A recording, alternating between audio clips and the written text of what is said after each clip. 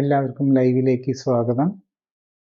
ആമാശയ കുടൽ രോഗങ്ങൾ, ulcer, colitis എന്നിവ, ക്യാൻസർ എന്നീ വിഷയങ്ങളാണ് നമ്മുടെ ഇന്നത്തെ സബ്ജക്റ്റ് മാറ്റർ.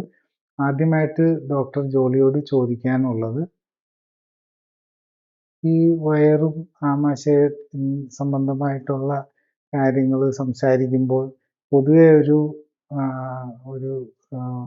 സംശയം ഇതിൻ്റെ എണ്ണം വർദ്ധിക്കുന്നുണ്ടോ ഇല്ലേ എന്നുള്ളതാണ്. അങ്ങനെ ശരിക്കും അത് കൂടുതൽ വർദ്ധിക്കുന്നുണ്ടോ, അല്ലെങ്കിൽ പണ്ടൊക്കെ കേൾക്കാറുണ്ട് കുറേ പേർക്ക് ഈ വയറിൻ്റെ അസുഖം ഉള്ളതായിട്ട്. ഇപ്പം അങ്ങനെ വയറിൻ്റെ അസുഖം, ലൂസ് മോഷൻ അങ്ങനത്തെ കാര്യങ്ങൾ കുറവാണ് കേൾക്കുകയും ചെയ്യുന്നത്. അപ്പം എന്താണ് ഇതിൻ്റെ കറക്റ്റായിട്ടുള്ള അവസ്ഥ? പഴയ കാലത്ത് നമുക്ക് ഇൻഫെക്ഷൻസ് ആയിരുന്നു ഏറ്റവും കൂടുതൽ. അതായത് കോളറ, അമീബിയാസിസ്, വയറുകടി എന്നൊക്കെ പറഞ്ഞു, അതുപോലെ ലൂസ് മോഷൻ വന്ന് പെട്ടെന്ന് ആൾ മരിച്ചു പോകുന്ന കണ്ടീഷനൊക്കെ ആയിരുന്നു പണ്ടുണ്ടായിരുന്നത്. ഇപ്പം അതിൽ നിന്ന് മാറി അത് ശരിക്കും ഒത്തിരി ഡെത്തും ഉണ്ടാക്കിയിരുന്നു. അങ്ങനത്തേത് വളരെ കുറവാണ്. ഇപ്പം നമ്മൾ ഒരു ഷവർമ കഴിച്ചു, അല്ലെങ്കിൽ അങ്ങനെയൊക്കെ വല്ലപ്പോഴും ഒരു മരണങ്ങളൊക്കെ വളരെ കുറച്ചാണ് റിപ്പോർട്ട് ചെയ്യുന്നത്. മറ്റത് അങ്ങനെ ആയിരുന്നില്ല. ഒരു 100 years ഒക്കെ ഒത്തിരി പേര് മരിക്കുന്ന കോളറയൊക്കെ ഒഴിച്ച് മരിക്കുമായിരുന്നു. അപ്പം ഇപ്പോഴത്തെ പ്രോബ്ലം എന്താണെന്ന് ചോദിച്ചു കഴിഞ്ഞാൽ ലൈഫ് സ്റ്റൈൽ ഡിസീസസ് ആണ്. അന്ന് ഇൻഫെക്ഷൻ കൊണ്ടായിരുന്ന പ്രോബ്ലമെങ്കിൽ ഇന്നത്തെ life style disease, cancer, auto immune disease, ulcerative colitis, അതുപോലെ ക്രോൺസ് ഡിസീസ്, പിന്നെ അസിഡിറ്റി, അൾസർ, അങ്ങനെ മൾട്ടിപ്പിൾ കാര്യങ്ങൾ, ഇതെല്ലാം ലൈഫ് സ്റ്റൈലുമായിട്ട് റിലേറ്റഡാണ്. മറ്റതൊക്കെ ഇൻഫെക്ഷൻ ആയിരുന്നു. പഴയ കാലത്ത് ഇൻഫെക്ഷൻ ആണെങ്കിൽ ഇപ്പം ലൈഫ് സ്റ്റൈൽ ഡിസീസുമായിട്ട് റിലേറ്റഡ് ആണ്. പിന്നെ അതൊന്നും സഡൻ ഡെത്ത് അല്ല ഉണ്ടാക്കുന്നത്. യൂഷ്വലി വളരെ റെയറാണ്. നമ്മളിപ്പോൾ ഫുഡ് ഇൻഫെക്ഷൻ ഒക്കെ വെച്ച് ഒത്തിരി പേരൊന്നും മരിക്കുന്നത്. നമ്മളിപ്പോൾ ഒരു സദ്യക്കൊക്കെ പോയാൽ ഒന്ന് ഛർദിലോ അങ്ങനെയൊക്കെ വന്ന് അവരങ്ങ് രക്ഷപ്പെടുകയാണ് ചെയ്യുന്നത്. അപ്പം ഇതിപ്പോൾ ഒരു ഗ്രാജുവൽ പോയിസണിങ് പോലെയാണ്. നമ്മളുടെ ഇപ്പോഴത്തെ എന്താണെന്ന് ചോദിച്ചാൽ, നമ്മൾ ഈ കളറ്, പ്രിസർവേറ്റീവ്സ്, ഇങ്ങനെ ഉള്ള ഭക്ഷണത്തിലെ വിഷാംശം എല്ലാം ഒരു ഗ്രാജുവൽ പോയിസണിങ് ആയിട്ട് വന്ന് നമ്മൾ ഈ ഓട്ടോ ഇമ്മ്യൂൺ ഡിസീസ്, കൊളൈറ്റിസും ക്യാൻസറും അങ്ങനെയായിട്ട് മാറുകയാണ്. അതാണ് ഇപ്പോഴും പണ്ടും ഇപ്പോഴും തമ്മിലുള്ള വ്യത്യാസം. അസുഖത്തിന്റെ നേച്ചർ അങ്ങ് മാറുമെന്ന് മാത്രം. ഈ പൊതുവെ ഒരു മനസ്സിലാക്കുന്ന ഒരു കാര്യം, നേരത്തെ ഈ പറഞ്ഞ പോലെ ഇമ്മീഡിയറ്റ് ആയിട്ട് വൈറസും വന്ന് ആള് മരിക്കുകയും ഒക്കെ ചെയ്യുന്നതാണെങ്കിൽ, ഇപ്പോൾ ഈ വൈറസുഖം വന്ന് പിന്നെ അത് പതുക്കെ അത് ഒരു ക്യാൻസറിലേക്കൊക്കെ നീങ്ങുന്ന ഒരു രീതിയിലേക്കാണ്. അപ്പോൾ എന്തുകൊണ്ടാണ് ഇങ്ങനെ ഈ പല ടൈപ്പ് വയറ് അല്ലെങ്കിൽ GI ഡക്ട് സംബന്ധമായിട്ടുള്ള അസുഖങ്ങൾ ഇങ്ങനെ ക്യാൻസറിലേക്ക് നീങ്ങാനുള്ള കാരണം? ഏത് അവയവത്തിനാണേലും, ഇപ്പം നമ്മൾ ഗ്യാസ്ട്രോ ഇൻറ്റസ്റ്റൈൻ എന്ന് പറയുന്നത് നമ്മൾ വായ മുതൽ തുടങ്ങുമല്ലോ.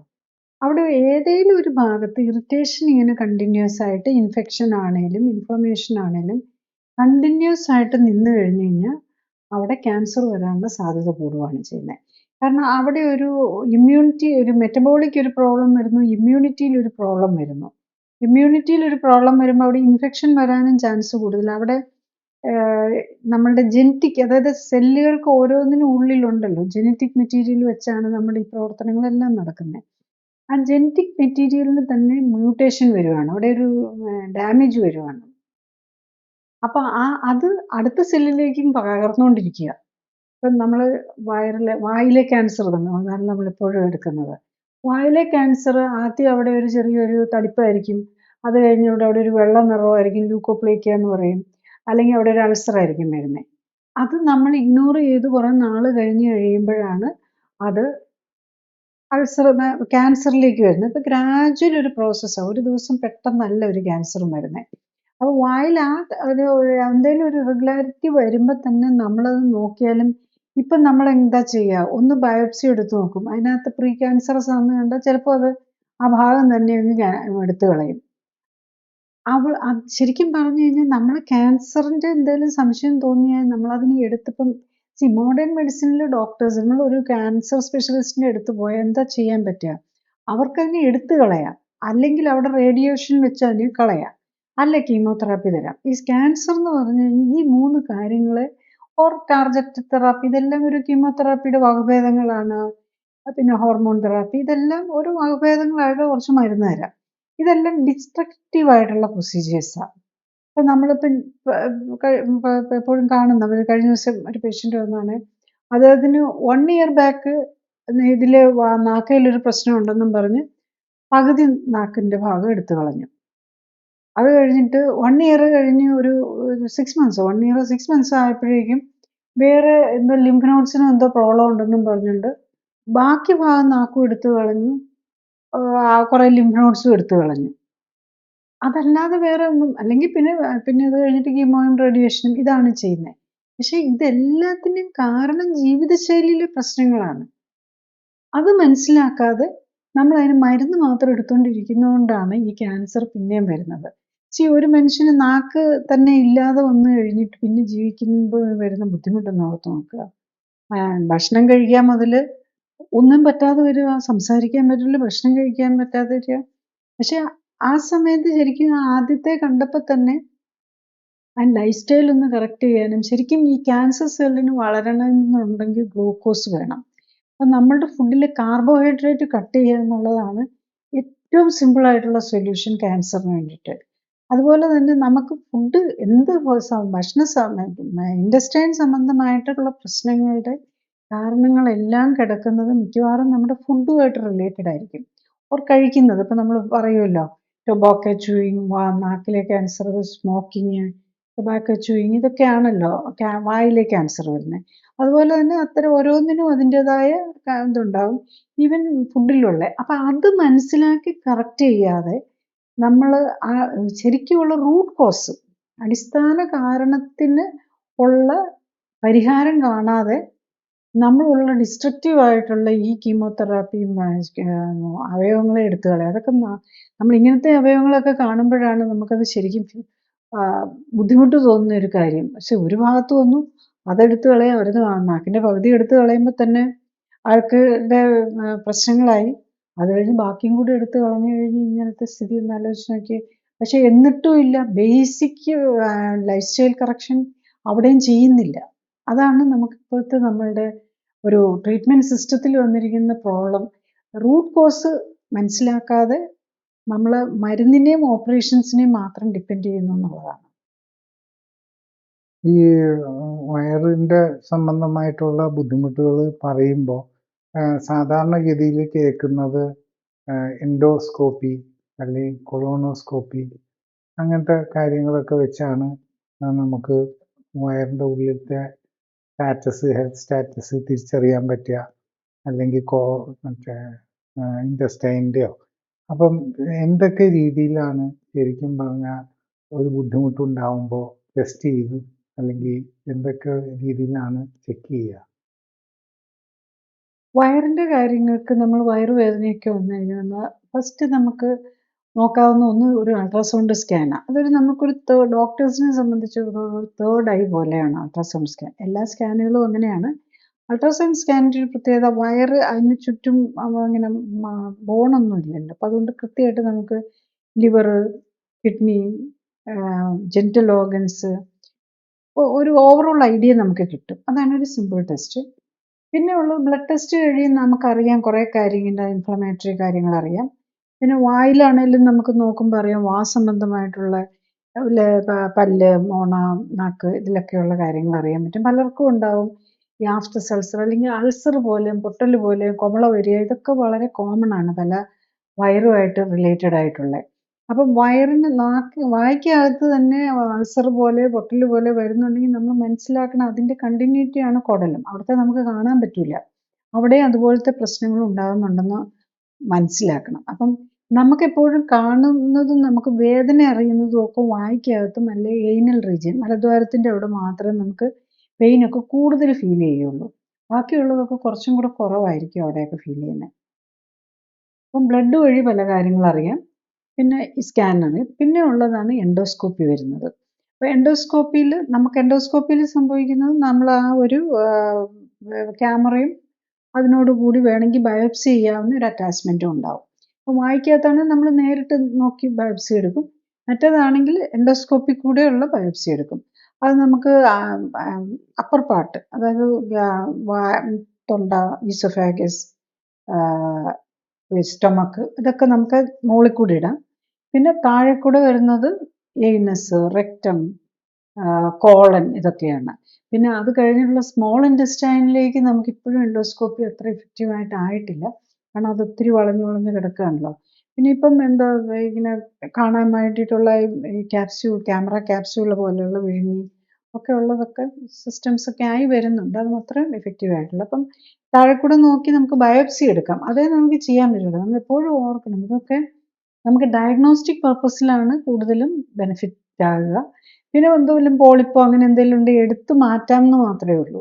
പക്ഷേ എന്തെങ്കിലും ഒരു പ്രോബ്ലം ഉണ്ടെങ്കിലും നമ്മൾ ട്രീറ്റ്മെൻറ്റ് ആസ്പെക്റ്റിൽ നമ്മൾ ഏറ്റവും ഇമ്പോർട്ടൻസ് കൊടുക്കേണ്ടത് ലൈഫ് സ്റ്റൈൽ കറക്ഷനാണ്. ഇപ്പോൾ മോഡേൺ മെഡിസിനിലെ ഏത് ട്രീറ്റ്മെൻറ്റ് ആസ്പെക്റ്റ് പറയുമ്പോഴും ഫസ്റ്റ് നമ്മൾ ലൈഫ് സ്റ്റൈൽ സൊല്യൂഷൻസ് ആണ് എപ്പോഴും പറയുന്നത്. പക്ഷെ നമ്മളിപ്പോൾ എന്താ പറ്റുന്നതെന്ന് ചോദിച്ചു കഴിഞ്ഞാൽ പലതിനും ലൈഫ് സ്റ്റൈൽ സൊല്യൂഷൻ നോക്കുന്നേ ഇല്ല. നമ്മൾ മരുന്നും ഓപ്പറേഷനും മാത്രമാണ് നോക്കുന്നത് എന്നുള്ളതാണ്.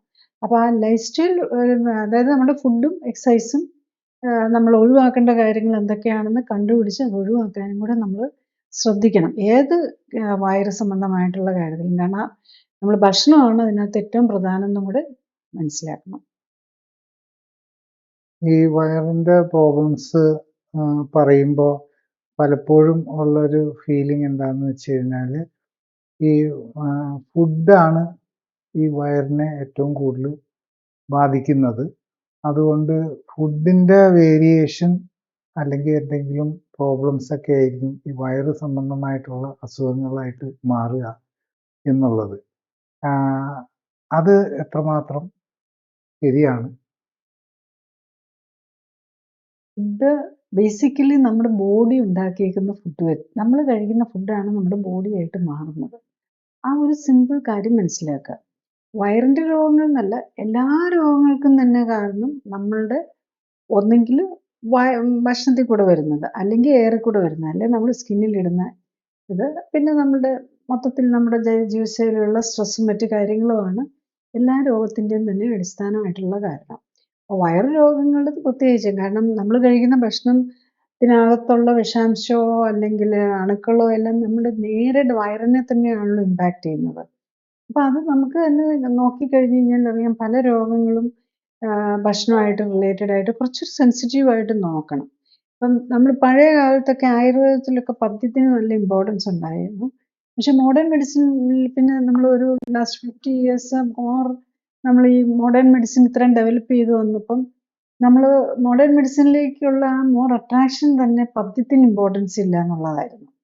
ഇപ്പം ഞാൻ ഒക്കെ എൻ്റെയൊക്കെ മെഡിസിൻ്റെയൊക്കെ കാലത്ത് പഠിക്കാൻ തുടങ്ങുന്ന കാലത്തൊക്കെ 1981 കാരണം ആ സമയത്തൊക്കെ നമ്മൾ മോഡേൺ മെഡിസിനിലൊക്കെ ഉള്ളവർക്ക് നമ്മൾ പഥ്യം എന്നൊക്കെ പറയുന്നത് നമുക്ക് ഒരു ആസ്പെക്റ്റേ അല്ല. അതിനെക്കുറിച്ചൊക്കെ വളരെ ഒരു മോശമായിട്ടുള്ളൊരിതാണ്. അതൊക്കെ ആയുർവേദത്തിലൊക്കെ ഉള്ളത്. പക്ഷേ ഇന്നിപ്പം നമ്മൾ മോഡേൺ മെഡിസിൻ കൂടുതൽ ഇമ്പോർട്ടൻസ് വന്ന് മോർ കാര്യങ്ങൾ മനസ്സിലാക്കി. അന്ന് നമുക്ക് കാര്യങ്ങൾ അറിയത്തില്ലാത്തതുകൊണ്ടാണ് നമ്മൾ ഈ ഭക്ഷണത്തിനൊന്നും അത്ര ഇമ്പോർട്ടൻസ് കൊടുക്കാതിരുന്നത്. ഇപ്പോൾ കൂടുതൽ കാര്യങ്ങൾ മനസ്സിലായി കഴിഞ്ഞപ്പം ഫുഡിൻ്റെ കാര്യത്തിന് മോർ ഇമ്പോർട്ടൻസ് വരുന്നുണ്ട്. എല്ലാ ആസ്പെക്റ്റിലും ഫുഡും ഭക്ഷണവും ന്യൂട്രീഷനും ഇതുമൊക്കെ ആയിട്ട് എങ്ങനെയാണ് ഓരോ രോഗങ്ങളും കണക്ട് ചെയ്ത് കിടക്കുന്നതെന്നും എന്നുള്ളതിന് ഇമ്പോർട്ടൻസ് വന്നത് ഇപ്പോഴാണ്. ശരിക്കും ലാസ്റ്റ് 50 years നമ്മൾ ഏറ്റവും ഇഗ്നോർ ചെയ്തിരുന്ന ഒരു കാര്യമാണ്. എന്നിട്ട് ഇപ്പോൾ അത് കൂടുതൽ പിക്കപ്പ് ചെയ്ത് ബേസിക്കലി നമുക്ക് മിക്കവാറും ഏത് കറക്റ്റായിട്ടുള്ള മനസ്സിലാക്കി ട്രീറ്റ് ചെയ്യുകയാണെങ്കിൽ ഏത് അസുഖം, പ്രത്യേകിച്ച് വയറിൻ്റെ അസുഖം വളരെ ഫാസ്റ്റ് റിസൾട്ടാണ്. പലരും പറയാറുണ്ട് ഈ വയറ് പ്രശ്നമായിട്ട് വരുന്നവർ മിക്കവാറും ഒരു 8th day ആകുമ്പോഴേക്കും, അതായത് ക്ലിനിക്കലി സപ്പോർട്ടഡ്, ഞാൻ basically clinically supported lifestyle കറക്ഷനാണ് നൽകുന്നത്. അപ്പം പേഷ്യൻസിന് കൊടുക്കുന്നത്. അപ്പം നമ്മൾ ഒരു വിതിൻ ഒരു 8ാമത്തെ ദിവസം, അതാണ് ഫസ്റ്റ് ഡേ കഴിഞ്ഞ് 8th day ആണ് റിവ്യൂ വരുന്നത്. അപ്പോഴേക്കും ഇവരുടെ വയറിൻ്റെ പ്രോബ്ലംസ് ഒക്കെ നല്ല വ്യത്യാസം വന്നിട്ടുണ്ടാവും. അപ്പം പല പേഷ്യൻസും ഒരു രോഗമൊന്നും ആയിരിക്കില്ല. ഇന്ന് തന്നെ വന്നൊരു പേഷ്യൻ്റ് കൊടുക്കുന്നു, അദ്ദേഹം പറയുകയാണ് അദ്ദേഹത്തിൻ്റെ മെയിൻ പ്രശ്നം പ്രശ്നമാണ്. അവരുടെ ഫാമിലി മുഴുവൻ ഹാർട്ട് അറ്റാക്ക് പ്രോബ്ലംസ് ഉള്ളവരാണ്. അപ്പോൾ ഹാർട്ടിനെ കുറിച്ച് ഓറിയൻറ്റഡ് ആയിട്ട് വന്നിരിക്കുന്നെങ്കിലും അത് വയറിനും ഭയങ്കര പ്രശ്നമാണ്. അപ്പം വയറിൻ്റെ പ്രശ്നം കംപ്ലീറ്റ് മാറിയെന്നും 8th ഡേ ആയപ്പോഴേക്കും വർഷങ്ങളായിട്ടുള്ള വയറിൻ്റെ പ്രശ്നമാണ്. അതിന് നല്ല ആശ്വാസമായെന്നാണ് പറയുന്നത്. പിന്നെ വേറൊരു ഇമ്പോർട്ടൻറ്റ് തിങ് എന്നാന്ന് ചോദിച്ചു കഴിഞ്ഞാൽ ഈ പലരും ഒത്തിരി മരുന്നുകൾ കഴിക്കുന്നുണ്ടാവും. ഇദ്ദേഹം പോലും മരുന്ന് കഴിക്കുന്നുണ്ട്. ആസ്പിരിനൊക്കെ കഴിച്ചുകൊണ്ടിരിക്കുന്ന, മരുന്ന് നിർത്തിയിട്ടില്ല. കാരണം തുടങ്ങിയിട്ടേ ഉള്ളല്ലോ. ആസ്പിരിൻ ഒന്നും നിർത്തിയിട്ടില്ല. എന്നാൽ പോലും ആസ്പിരിൻ കഴിച്ചുകൊണ്ട് പോലും വയറിന് അസ്വസ്ഥതയ്ക്ക് അത്യാവശ്യം നല്ല കുറവ് വന്നിട്ടുണ്ടെന്നാണ് പറയുന്നത്. അപ്പം മരുന്നും കൂടെ കുറഞ്ഞു കഴിയുമ്പോഴേക്കും പലരുടെയും രോഗത്തിന് കാരണം ഒന്ന് ഭക്ഷണം, പിന്നെ മരുന്നും ഭക്ഷണം പോലെയാണല്ലോ, നമ്മൾ വയറിലേക്ക് ഇടുകയല്ലേ ചെയ്യുന്നത്. അതാണ് ഏറ്റവും കൂടുതൽ ട്രബിൾ ഉണ്ടാകുന്നത്. വയറു പ്രശ്നങ്ങളുള്ളവരുടെ ഏറ്റവും വലിയൊരിത് കഴിക്കുന്ന ഭക്ഷണം അത് തന്നെ ചിലപ്പോൾ അവരുടെ ശരീരത്തിന് പിടിക്കാത്തതായിരിക്കും, അല്ലെങ്കിൽ ഈ മരുന്നുകളായിരിക്കും. ഇത് രണ്ടും കറക്റ്റ് ചെയ്ത് കഴിഞ്ഞാൽ മാത്രമേ, ഇപ്പം clinically supported life style correction നമ്മൾ കൊടുക്കുമ്പോൾ യൂഷ്വലി വിതിൻ എ മന്ത് എല്ലാ മരുന്നുകളും കുറച്ചുകൊണ്ട് വന്ന് നിർത്താൻ പറ്റും. ഡയബറ്റീസിൻ്റെ ആണെങ്കിലും ഡയബറ്റീസിൻ്റെ തുടങ്ങുമ്പോൾ തന്നെ നിർത്താൻ പറ്റും. അപ്പോൾ ഈ മരുന്നുകൾ കുറച്ചുകൊണ്ട് വന്ന് നിർത്തുന്നതും കൂടെയാണ് വയറിന് ഏറ്റവും വലിയൊരു ആശ്വാസമാകുന്നത്. അപ്പോൾ അതാണ് നമ്മൾ മനസ്സിലാക്കേണ്ടത്. എല്ലാവരും മനസ്സിലാക്കേണ്ടത്, നമുക്ക് രോഗം ഉണ്ടെങ്കിൽ അതിനകത്ത് നിന്ന് നമുക്ക് അത്രയധികം അണ്ടർസ്റ്റാൻഡിങ് വന്നിട്ടുണ്ട്. പക്ഷേ എല്ലാവരും ഫോക്കസ് ചെയ്യുന്ന മരുന്നിലാണെന്ന് മാത്രമേ ഉള്ളൂ. നമുക്ക് മരുന്നൊന്നും ഇല്ലാതെ വളരെ കറക്റ്റായിട്ട് നമ്മൾ നോക്കി സ്റ്റഡി ചെയ്ത് ചെയ്യുകയാണെങ്കിൽ ഏത് രോഗത്തിനാണെങ്കിലും ഈ ഫുഡും എക്സസൈസും അതിന് വില്ലിങ് ആവണമെന്ന് മാത്രമേ ഉള്ളൂ. അപ്പോൾ നമുക്ക് എല്ലാ ദിവസവും ബിരിയാണി നമുക്ക് തോന്നുന്നതെല്ലാം കഴിച്ചുകൊണ്ട് ലൈഫ് സ്റ്റൈൽ കറക്ഷൻ ചെയ്യാമെന്ന് പറഞ്ഞാൽ പറ്റില്ല. അപ്പം പക്ഷേ അത് സിമ്പിളാണ്. നമ്മൾ ഉദ്ദേശിക്കുന്ന പോലെയല്ല. ഫുഡ് കൺട്രോൾ ചെയ്യാന്ന് പറഞ്ഞു കഴിഞ്ഞാൽ നമുക്ക് വേണ്ട ന്യൂട്രിയൻ്റ് എല്ലാം ബോഡിക്ക് കിട്ടിയാൽ പിന്നെ നമുക്ക് വിശപ്പ് അങ്ങനെ തോന്നുകയല്ലെന്നുള്ളതാണ്. യൂഷ്വലി നമുക്ക് ന്യൂട്രിഷൻ വേണ്ടതെല്ലാം കിട്ടാതെ വരുമ്പോഴാണ് നമുക്ക് ഈ ഫുഡിനോട് ക്രേവിങ് വരുന്നത്. അത് വേണം ഇത് വേണം എന്നെല്ലാം തോന്നുന്നത് നമുക്ക് എന്തിൻ്റെയൊക്കെ കുറവുണ്ടാവും. അപ്പോൾ അത് കണ്ട് മനസ്സിലാക്കി ഇപ്പം ന്യൂട്രീഷൻ എല്ലാം കറക്റ്റ് ചെയ്ത് കഴിയുമ്പോൾ പിന്നെ നമുക്ക് ഫുഡിനോടുള്ള ഇൻട്രസ്റ്റ് തന്നെ കുറയുന്നതാണ്. ഇപ്പൊ ഈ ഇങ്ങനെ ലേറ്റസ്റ്റ് ആയിട്ട് കേൾക്കുന്നത് ചെറുപ്പത്തിലെ വരുന്ന ക്യാൻസറുകളുടെ എണ്ണം വളരെ കൂടുകയാണ്. അതേസമയം പ്രായമായിട്ടുള്ളവരുടെ കാര്യത്തിൽ ക്യാൻസറുകളുടെ എണ്ണം കൂടുന്നുണ്ടെങ്കിലും അത്രമാത്രം കൂടുന്നില്ല എന്ന്. അപ്പം പറയുന്നത് നമ്മളുടെ ഫുഡ് ഹാബിറ്റ്സ് കൊണ്ടാണ് എന്നൊക്കെയാണ്. ഇത് ഇപ്പം ഈ സ്റ്റഡീസ് ഇന്ത്യയിലെ സ്റ്റഡീസ് അല്ല, ഈ മറ്റേ ഡെവലപ്ഡ് കൺട്രീസിലെ സ്റ്റഡീസിൽ പറയുന്നത് അങ്ങനെയാണ്. ഒരു ബിലോ 25 to 50 ഇയേഴ്സ് ഏജിലാണ് ഒരു 25% ഇൻക്രീസ്. അതേസമയം 60 to എബോവ് ഉള്ളവരിൽ ഒരു 10% ഇൻക്രീസ് ഉള്ളൂ. അപ്പം ഇതെല്ലാം ഈ ഫുഡ് ആയിട്ട് ബന്ധപ്പെട്ടതാണ് എന്നാണ് സംശയം വരുന്നത്. അപ്പോൾ നമ്മളുടെ ഇവിടെയും അങ്ങനെ വല്ലതും ആണോ, അല്ലെങ്കിൽ ഇവിടെ വ്യത്യാസമുണ്ടോ? ഇവിടെയും അങ്ങനെ തന്നെയാണ്. കാരണം ഇപ്പോൾ യങ്സ്റ്റേഴ്സിലാണെങ്കിലും നമ്മൾ ഏറ്റവും കൂടുതൽ ബ്രസ്റ്റ് ക്യാൻസേഴ്സ്, ശരിക്കും പറഞ്ഞാൽ ബ്രസ്റ്റ് ക്യാൻസർ വരുന്നത് നമ്മൾ ഏറ്റവും സിമ്പിളായിട്ട് പറയാവുന്നതാണ്. ഇപ്പം ബ്രസ്റ്റ് ക്യാൻസർ വരുന്നത് ശരിക്കും വെസ്റ്റേണേഴ്സിലൊക്കെയാണ് 60 വയസ്സ് 65 വയസ്സൊക്കെയാണ് അവിടെ ആവറേജ് ഏജ്. പക്ഷെ നമ്മുടെ ഇവിടെ 45 വയസ്സ്, അത് തന്നെ ഇപ്പോൾ കുറഞ്ഞുകൊണ്ടിരിക്കുക. പലരും 28 30 വയസ്സുള്ളവർക്കൊക്കെയാണ് ഇപ്പം ബ്രസ്റ്റ് ക്യാൻസർ കാണുന്നത്. Even intestinal cancer, colon cancer, ഇതൊക്കെ ഇപ്പം വളരെ യങ്ങർ ആൾക്കാർക്ക് വരുന്നു എന്നുള്ളതാണ്. പണ്ടൊക്കെ ആണെങ്കിൽ കോളൻ ക്യാൻസർ ഒക്കെ വരുന്നത് ഒരു 60 65 70 ഒക്കെ കഴിഞ്ഞവർക്കാണ്. അവർക്ക് ഒരു ക്യാൻസർ വരുന്നത്, അതായത് ഒരു 70 കഴിഞ്ഞിട്ട് 60 കഴിഞ്ഞ് ക്യാൻസർ വരുന്നത് നമ്മൾ ഈ അക്യുമുലേറ്റഡ് ടോക്സിൻസ് ആണ്. നമ്മൾ ജീവിതശൈലി രോഗങ്ങളൊക്കെ വരുന്നത് എത്ര പ്രായം കൂടുമ്പോഴല്ലേ. പണ്ടൊക്കെ നമ്മൾ പ്രഷറും കൊളസ്ട്രോളും എന്നൊക്കെ പറയുന്നത്, ഡയബറ്റീസ് എന്നൊക്കെ പറയുന്നത് മിക്കവാറും ഒരു 50 കഴിഞ്ഞ് ആൾക്കാർക്ക് മാത്രമായിരുന്നു അപ്പോൾ യൂഷ്വലി പറയാറില്ല. അതിനൊക്കെ യങ്സ്റ്റേഴ്സിന് വരുന്നത് വളരെ കുറവാണ്. ഇപ്പോൾ 25 28 ഈവൻ 17 18 വയസ്സ് മുതൽ ഡയബറ്റീസ് തുടങ്ങുകയാണ് വരുന്നത്. ഇപ്പോൾ ഈവൻ ഡയബറ്റീസ് പേഷ്യൻസിന് തന്നെ ഈ വയറിൻ്റെ പ്രശ്നങ്ങളും എല്ലാം പിന്നെ കൂടിയായിരിക്കും വരുന്നത്. കാരണം അത് നെർവ് ഡാമേജ് വരും, വയറിൻ്റെ നെർവ്സിന് ഡാമേജ് വരും. അപ്പോൾ കോൺസ്റ്റിപ്പേഷൻ വരാം, ഗ്യാസ് വരാം. പിന്നെ ഈ ജങ്ക് ഫുഡും നമ്മൾ പ്ലാന്റേഷൻ മുതൽ തുടങ്ങുകയാണ്. ചെടിക്ക് അടിക്കുന്ന വിഷം, പെസ്റ്റിസൈഡ്സ്, കളനാശിനികൾ, പിന്നെ ഈ അത് കഴിഞ്ഞ് കഴിഞ്ഞാൽ സീഡ് എടുത്തു കഴിഞ്ഞ് കഴിഞ്ഞാൽ പിന്നെ അതിനെ പോളിഷ് ചെയ്ത് അതിൽ കുറച്ച് അത് കേടാകാതിരിക്കാൻ വേണ്ടിയിട്ട് ചെയ്യുന്ന പരിപാടികൾ വരും. പിന്നെ പ്രോസസ്സ് ചെയ്ത് കൂടുതൽ പ്രോസസ്സിങ്ങിലേക്ക് വരുമ്പോൾ പൊടിക്കലിലും ആട്ടയിലും അതിലെല്ലാം പലതരം സോഫ്റ്റ്നെസ്സും ആ പൊടി മോർ ടേസ്റ്റി ഫുഡ് ഉണ്ടാക്കാൻ വേണ്ടിയിട്ട് പല സാധനങ്ങളും ആഡ് ചെയ്യുക. ഒന്ന് അതിനകത്ത് ജീവികൾ ജീവിക്കാതിരിക്കാൻ വേണ്ടിയിട്ട്. അപ്പം ഇന്നൊക്കെ നമ്മൾ പണ്ടൊക്കെയാണ് നമ്മൾ ആട്ടയൊക്കെ മേടിച്ച് കഴിഞ്ഞാൽ കുറച്ച് നാൾ ഇരുന്ന് കഴിഞ്ഞാൽ അതിനകത്ത് ചെള്ള് വരും, ഒരു തരം ജീവികൾ വരും. ഇന്നൊന്നും അതിനകത്തൊന്നും ഒന്നും കാണുക തന്നെ ഇല്ല. അപ്പം ഒരിക്കലും കാണാറില്ലല്ലോ നമ്മൾ അങ്ങനത്തെ ഇതൊന്നും. പാക്കിങ്ങിന്റെ മാത്രമാണെന്ന് പ്രതീക്ഷിക്കരുത്. അതിനകത്തെല്ലാം കെമിക്കലും കൂടി കയറി വരുന്നുണ്ടെന്നുള്ളതാണ് ഇത്രയും ഇത് വരാനുള്ള കാരണം. ഇതെല്ലാം നമ്മളുടെ ഉള്ളിലേക്ക് തന്നെയാണ് ഈ കെമിക്കലുകൾ ചെല്ലുന്നത്.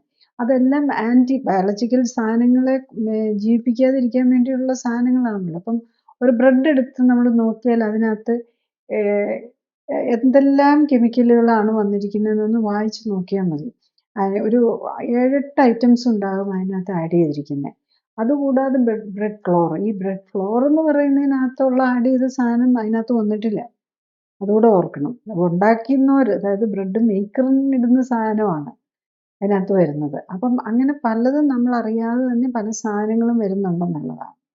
അപ്പം ഇതെല്ലാം അതിൻ്റെ ഇമ്പാക്റ്റ് നമ്മുടെ ബോഡിയിൽ ഉണ്ടാക്കും. അതിൻ്റെ ഒരു നല്ല പെർസെൻറ്റേജ് ഇമ്പാക്റ്റ് വരുന്നത് ഒന്ന് വയറിന് തന്നെ അതിൻ്റെ വരും. അതുകൊണ്ടാണല്ലോ കോളൻ ക്യാൻസറാണ് ഇപ്പോൾ, പിന്നെ ആമാശയ ക്യാൻസറും കോളൻ ക്യാൻസറും ഇത് രണ്ടും നന്നായിട്ട് കൂടി വരുന്നുണ്ട്. പിന്നെ ചെറുകുടലിനെ സംബന്ധിച്ചിടത്തോളം ആണെങ്കിൽ ഈ ക്രോൺസ് ഡിസീസ്, അങ്ങനെ പല ഇൻഫ്ലമേറ്ററി ബൗൾ ഡിസീസ്, അങ്ങനത്തെ കാര്യങ്ങളും കൂടി വരുന്നുണ്ട്. ഇതൊക്കെ വരുന്നത് കൂടുതൽ യങ്സ്റ്റേഴ്സാണ്. ശരിക്കും ഈ കൊളൈറ്റിസ്, ഇത് മാത്രമല്ല, ക്യാൻസർ മാത്രമല്ല, ഈ അൾസറേറ്റീവ് കൊളൈറ്റിസ്, ക്രോൺസ് ഡിസീസ്, ഇതൊക്കെ 20, 25, 30 വയസ്സുള്ളവരിൽ വരുന്നത്. ചെറുപ്പക്കാർ തന്നെയാണ് വരുന്നത്. ആ അസുഖം ഉള്ളവർക്ക് കുറച്ച് കഴിയുമ്പോഴേക്കും ക്യാൻസറിന് സാധ്യത കൂടുക. അൾസറേറ്റീവ് കൊളൈറ്റിസ് ഉള്ളവർക്ക് ക്യാൻസറിന് സാധ്യത കൂടുകയാണ്.